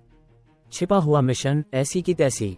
यहाँ आने से पहले हमें यह भी नहीं पता था कि नागपुर गांव के पीछे के पहाड़ों में कोई ज़ॉम्बी है। हर्षवर्धन ने गुस्से में कहा। उद्धरण चिन्ह ... विस्मयादिबोधक चिन्ह विस्मयादिबोधक चिन्ह विस्मयादिबोधक चिन्ह उद्धरण चिन्ह। करण की आंखें फटी की फटी रह गईं। उसे अपने कानों पर विश्वास नहीं हो रहा था। तो फिर चीफ रोशनी नहीं है, इसलिए हमें जल्द से जल्द उनसे संपर्क करना चाहिए और उन्हें जल्दी से पहाड़ से नीचे उतारना चाहिए, हर्षवर्धन ने चिंता से कहा। बोलने के बाद वह पछतावे से भरे दिखे और जनरल ध्रुव और अन्य लोगों से कहा, यह मेरी गलती है। मुझे शुरू से ही उन्हें नागपुर गांव आने का उद्देश्य स्पष्ट कर देना चाहिए था, तब इतनी सारी चीजें इस तरह नहीं होती। जनरल ध्रुव ने यह सुना, हाथ बढ़ाया और हर्षवर्धन के कंधे को थपथपाया, उन्हें सांत्वना देते हुए कहा, यह निर्णय हम सभी ने लिया था, तुम अकेले सारा दोष नहीं ले सकते। इसके अलावा हर कोई गरुड़ कमांडो फोर्स के भविष्य के बारे में सोच रहा था। बस किसी को उम्मीद नहीं थी कि चीजें इस तरह विकसित होंगी।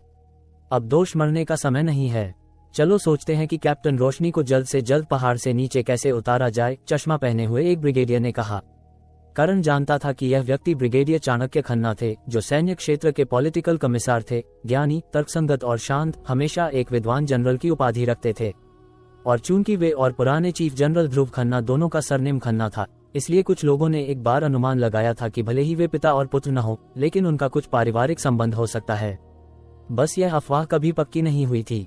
हर्षवर्धन ने ये सुनते ही तुरंत सिर हिलाया। सैटेलाइट संचार भी काम नहीं कर रहा है।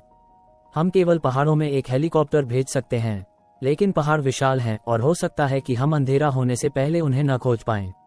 ब्रिगेडियर चाणक्य ने कहा, पहाड़ों में हेलीकॉप्टर भेजने के बजाय उस व्यक्ति को पहाड़ों में जाने के लिए कहना बेहतर होगा। बोलते समय चाणक्य ने थोड़ा सिर उठाया और अपनी ठुड्डी से गांव की ओर इशारा किया। ये सुनकर हर्षवर्धन की आंखें चमक उठीं और वह तुरंत हंसे। सही बात है, मैं उसे कैसे भूल सकता हूँ।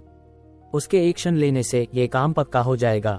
जैसे ही उनकी आवाज धीमी हुई, हर्षवर्धन गांव जाने के लिए तैयार हो गए, लेकिन करण बोल पड़ा, कमांडर पॉलिटिकल कमिश्नर, मेरी स्पष्टवादिता को क्षमा करें। मैं जानता हूं कि प्रमुख चीफ रोशनी की सुरक्षा को लेकर बहुत चिंतित हैं, लेकिन मुझे लगता है कि हमें चीफ रोशनी के बारे में चिंता करने की बिल्कुल जरूरत नहीं है।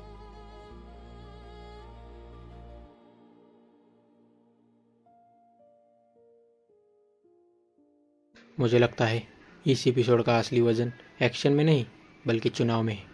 देवांश हर बार शक्ति दिखाकर नहीं बल्कि जिम्मेदारी लेकर आगे बढ़ता है और यही उसे बाकी सबसे अलग बनाता है। रोशनी की स्थिति हमें याद दिलाती है कि बहादुरी और जल्दबाजी के बीच बस एक पतली रेखा होती है और पीहू, उसके लिए देवांश का हर फैसला किसी भी जीत से बड़ा होता है।